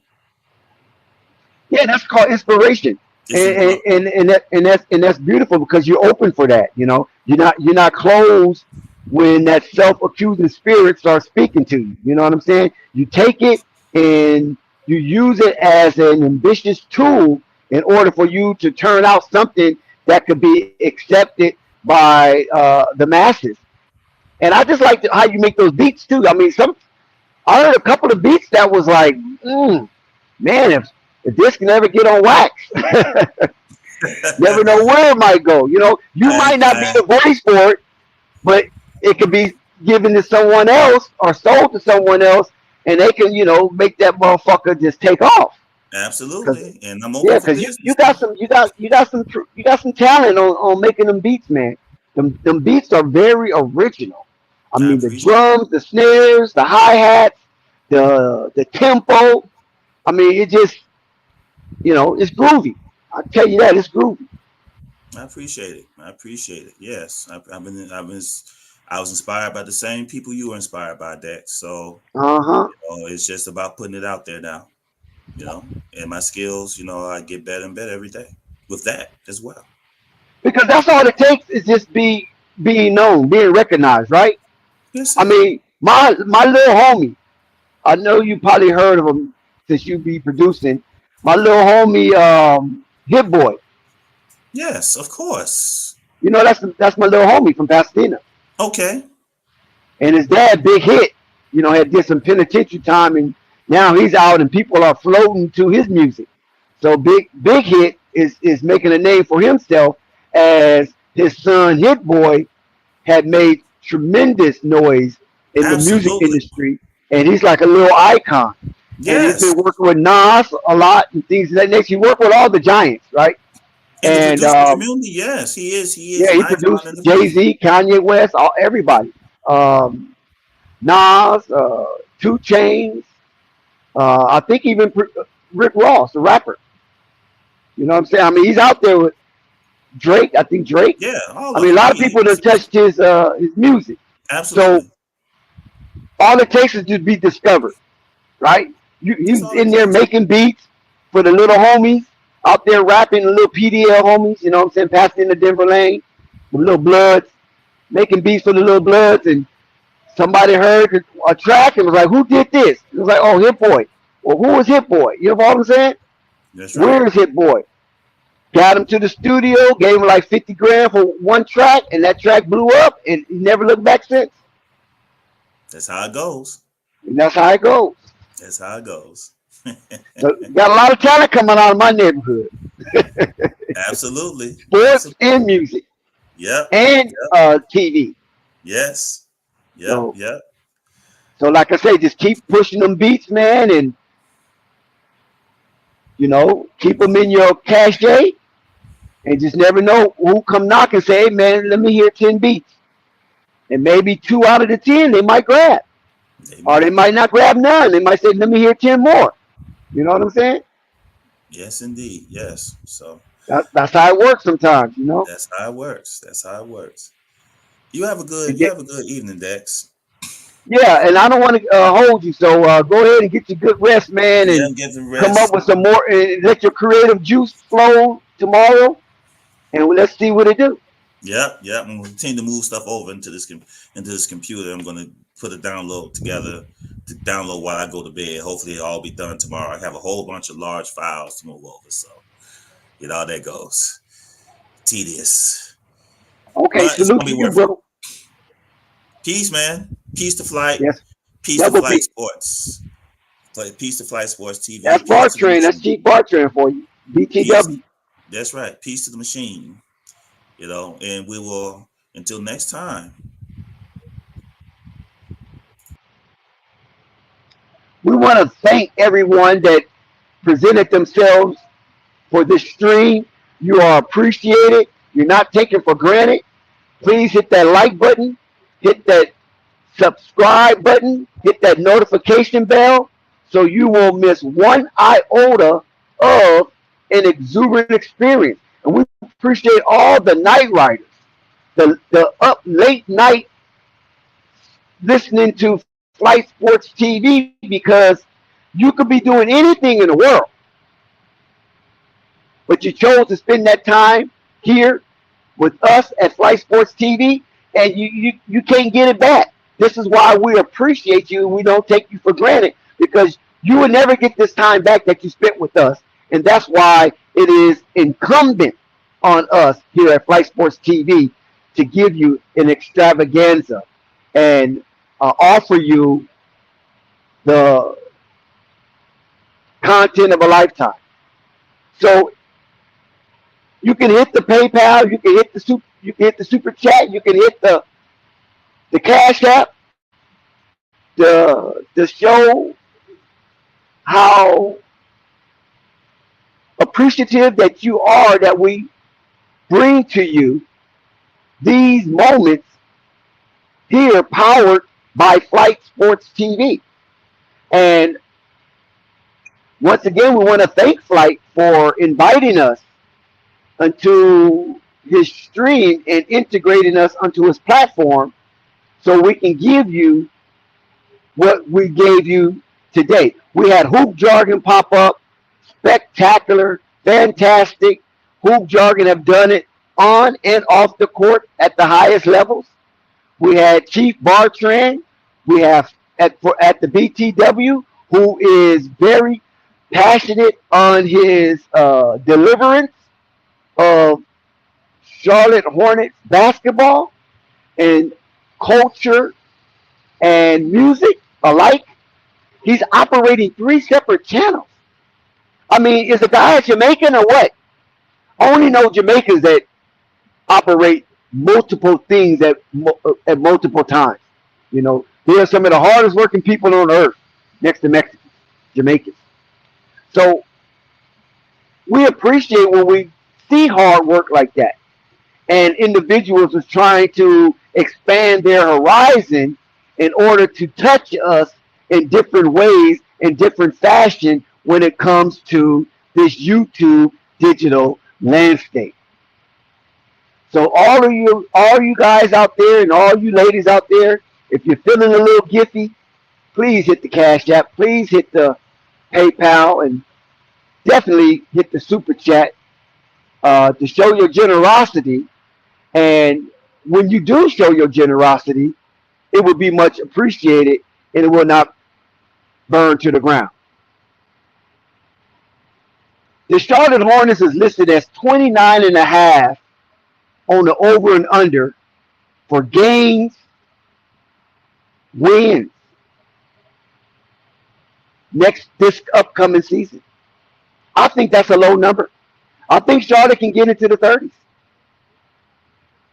Now, let me give you this. The season started out, the Charlotte Hornets was 31.5. Now, I don't know what changed to make them drop 2 games, because Lamelo Ball is coming in healthy. Lamelo Ball has taken serious his place as a leader within the ranks of the players. Team doctors spoke with Lamelo. Jeff convinced Lamelo to a certain degree how important it is to be available as a leader of the Charlotte Hornets on the floor. We know Lamelo Ball is one amazing curator on the offensive end of the court. Now we need Lamelo to play on the other side of the ball. In order for him to play sufficient and at least standard defense on the other side of the ball, he has to be sustainable.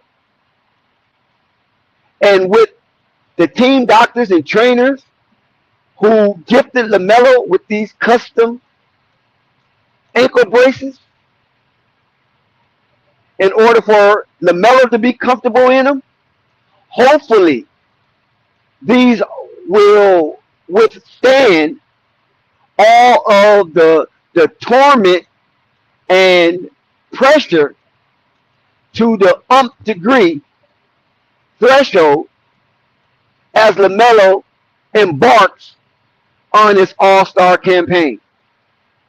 And this is the first of 2 seasons Lamelo will have to audition for FIBA basketball. And will the select committee, in order to pick him to be part of the select team? On the other out, the Chicago Bulls, the odd makers got Chicago at 27.5. With the likes of Josh Giddey, Kobe White, Zach LaVine still in uniform, Boots still in uniform, Lonzo still in uniform, and the rest of the remnants, Ayo DeSumo and Matisse Buzelis, rounding out some of the top talent of the Chicago Bulls. Can the Chicago Bulls surpass 27.5 wins? Do you think that number is too low for Chicago with the array of talent that they have available to them right now? And don't forget, at the break of the season, they could be plus or minus talent. So that comes a part of it. Do the odd makers feel that Chicago is going to collapse and trade off its top tier talent at All-Star break, named Zach LaVine, maybe Lonzo Ball? I guess that's what the odd makers are beckoning on, that this will happen. But we don't know if Kornisakovis and Evers,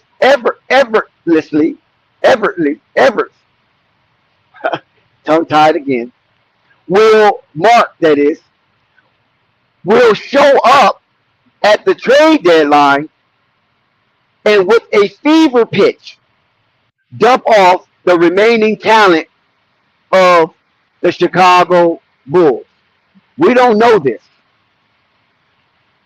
We don't know what Jeff Peterson have in store in his bag of tricks, like Felix the Cat. When it comes to the break of the season, will he dump talent for salary, or will he increase talent based on the money that is available within the Charlotte Hornets roster construction? Can LaMelo Ball take that next step and supplant some of the individuals that have passed him since his injury? Can he wow the pundits and content creators by staying healthy and being a sustainable commodity on the hardwood? Can LaMelo be spectacular within the rectangle of 94 feet of parquet floor?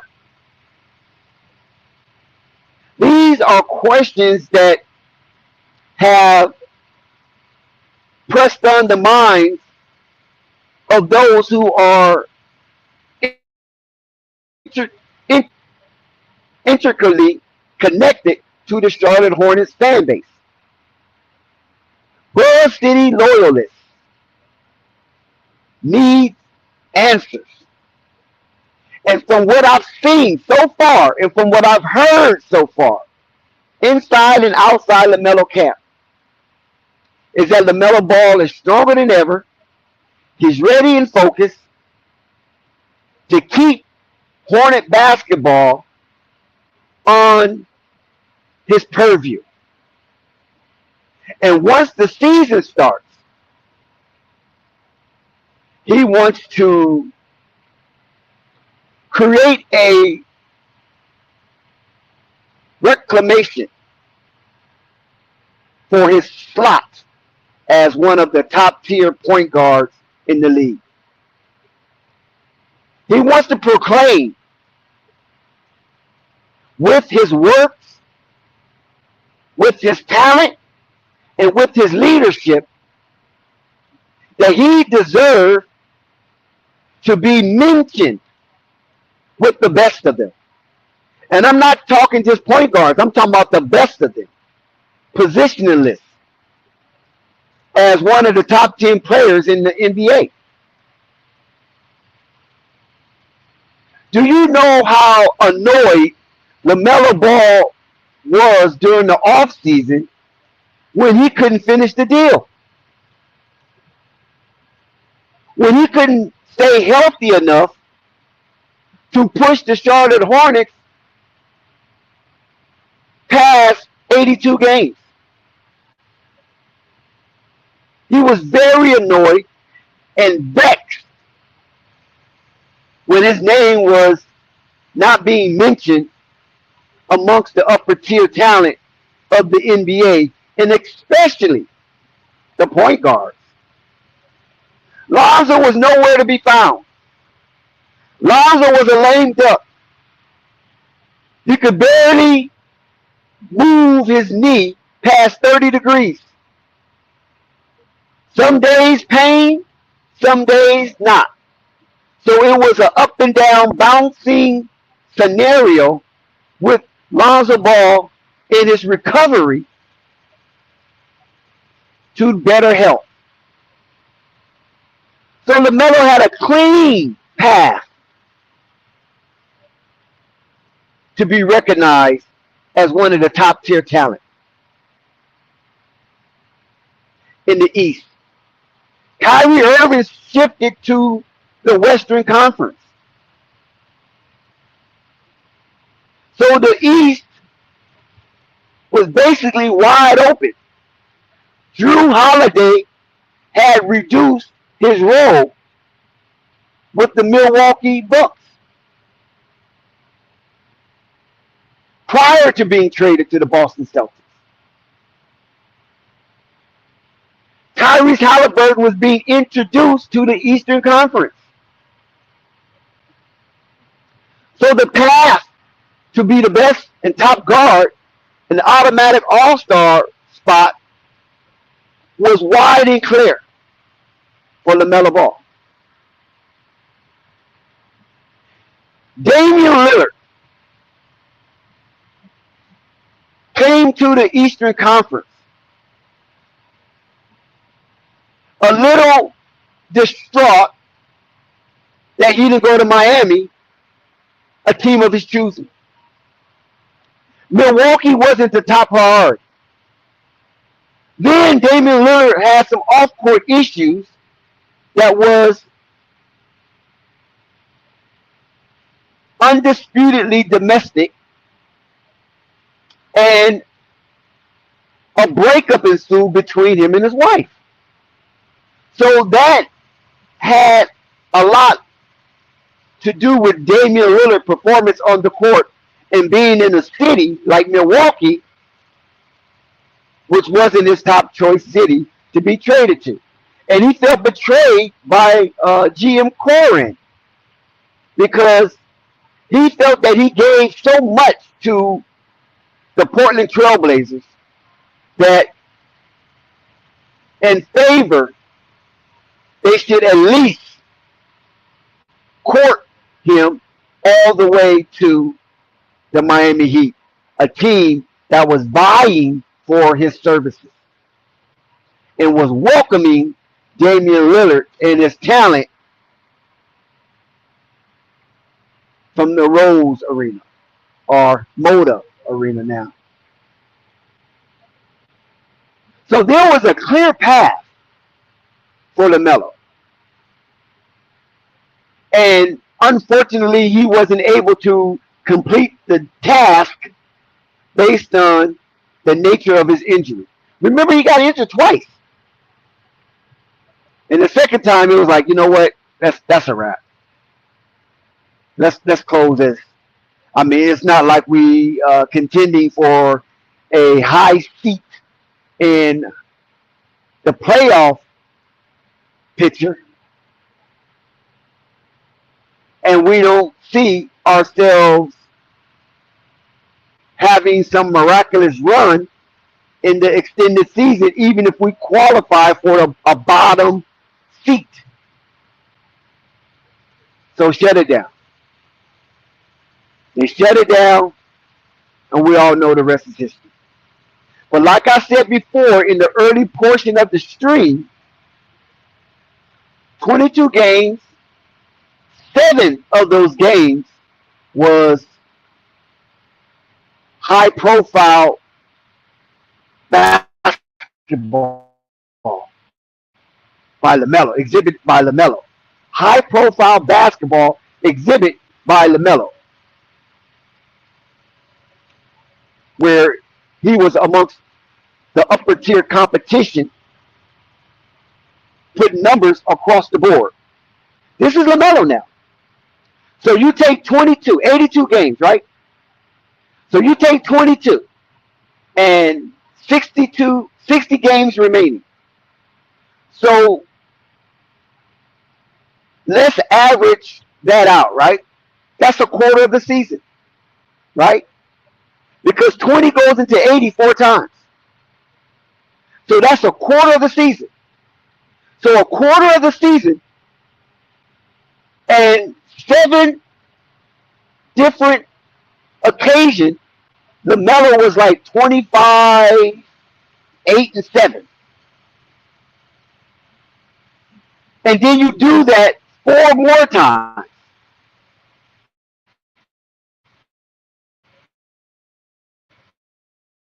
Can you imagine what his average would have been? This is just doing. So we're presenting some analytics. So if LaMelo Ball was like 27, 7, and 8, averaging for those 7 games within a 22 game span, which we have already denoted that is a quarter of the season. Then you multiply that quarter, right? So that means LaMelo would have had 28 situations. 7 times 4 is 28. He would have had 28 situations staying healthy. We're speaking of a healthy LaMelo. Closing out that 82 games. Could you imagine those numbers in those strings of games where he was high profile?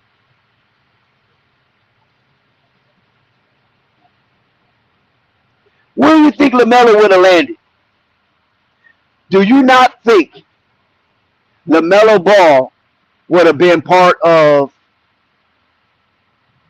the selection committee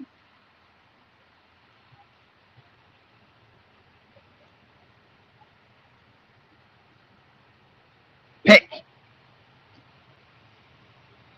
Even just to try out. Whether they give him the slot, the top 12 or 15, wherever they took to the Olympics, whether they give him that slot or not, right? Those numbers would have qualified him for that select committee to show interest in getting this young fella mixed in with the top tier talent of the NBA. So if you think that was something, watching those 7 games, if you think that was something, and we all know LaMelo started out a little slow, right? He started the season out a little slow. Detroit just demolished them. They got hammered by Miami. So they started the season out a little slow.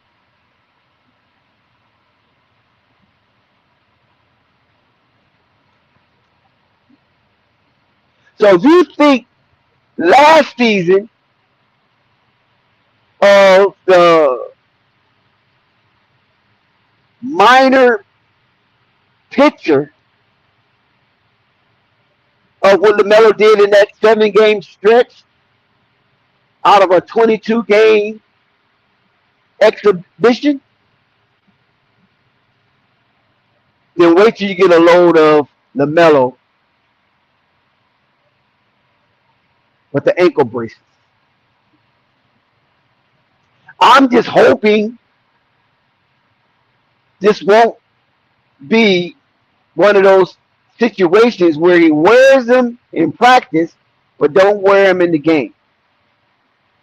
I'm hoping he wears them in practice. I'm hoping he sleeps in them, he walks in them, he showers in them. And then when it comes time for training camp, it would just feel like a piece that belongs on his body, on his lower extremities. Because those ankles got to get strong. Back in my day when I was younger, if someone had brittle knees or brittle ankles, they used to wear ankle weights. Do you guys remember? Anybody of my class remember ankle weights?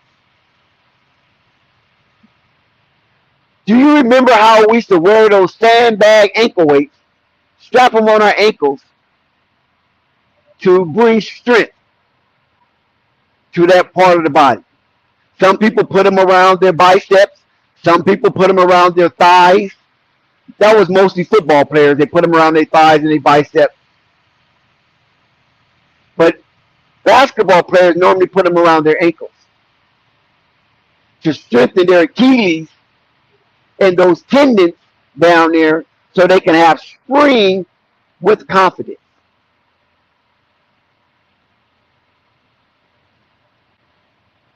So I'm hoping this is one of the classic examples of you witnessing LaMelo Ball being persistently focused on his sustainability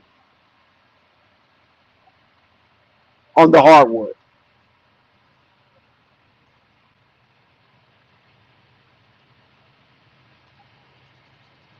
Because with the conversation between him, Jeff, and Coach Lee, as well as the team doctor,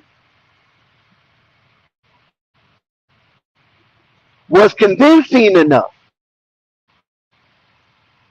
to try it the right way. Because I know we dump on the old regime, but they did advise him to wear it as well, right? Because they knew a new ownership was coming in.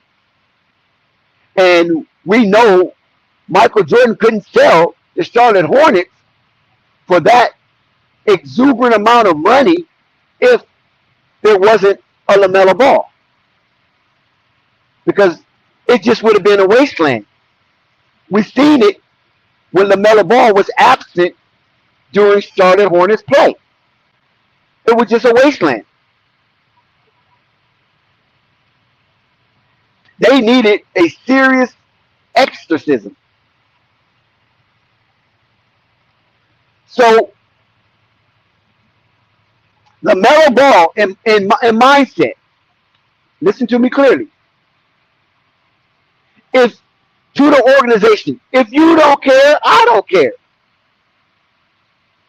If the organization don't care and not showing that this is a real situation here about your future and longevity as a Charlotte Hornet and a high prize commodity that we showcasing to put butts in the seats. If you don't care about that, why should I care? Right? It's like somebody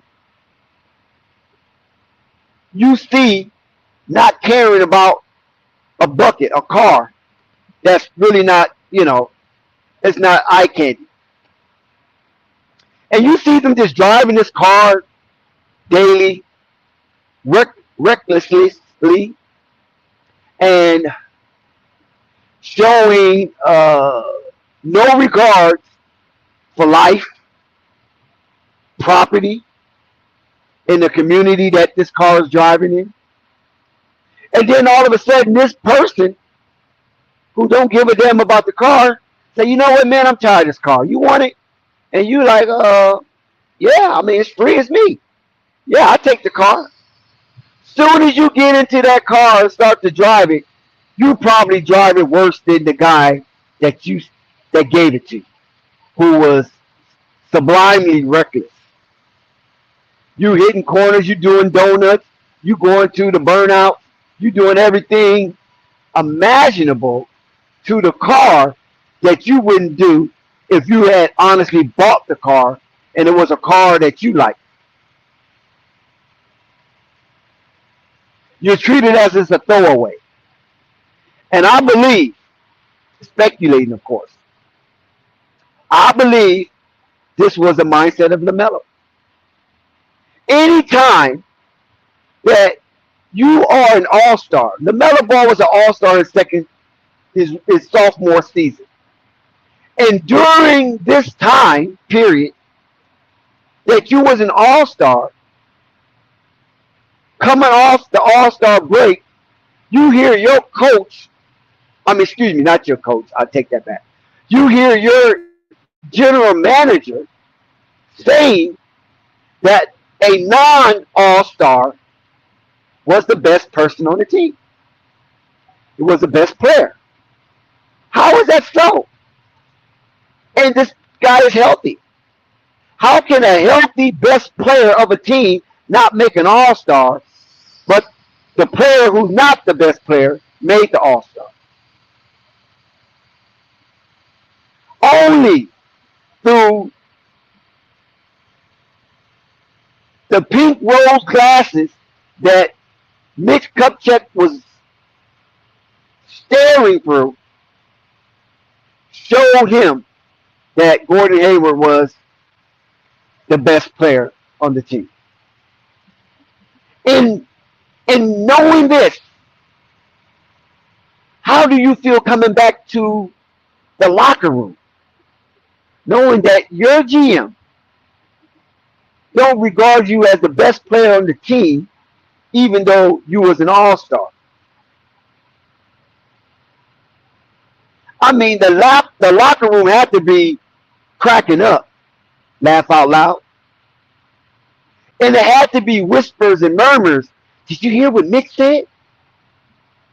Did you hear what the GM said? These type of things divide locker rooms because it was so unfounded and so untrue. It was non-factual. It was beyond cap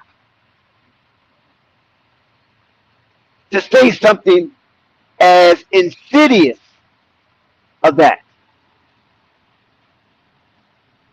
So this is why you're going to see a new and improved Lamelo Ball coming back, showing that he's serious and he's taking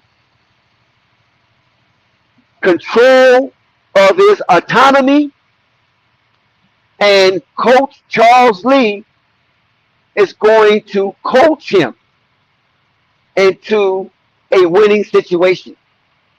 And I think Lamelo Ball is ready to receive this gift from Coach Charles.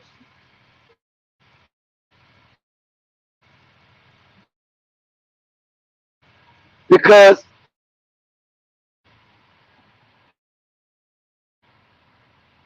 even though Lamelo wasn't on, was watching basketball outside of Hornets basketball. And you know Lamelo took it personal when Jason Tatum tried to besmirch the Charlotte Hornet organization by saying something relatively like playing Charlotte on a Tuesday night. Who want to watch that? That's like an off night. We're not even taking that serious when we play Charlotte in North Carolina on a Tuesday night. I mean, LaMelo took that personally. And you see what he did to Drew Holiday. He had Drew Holiday on a skateboard.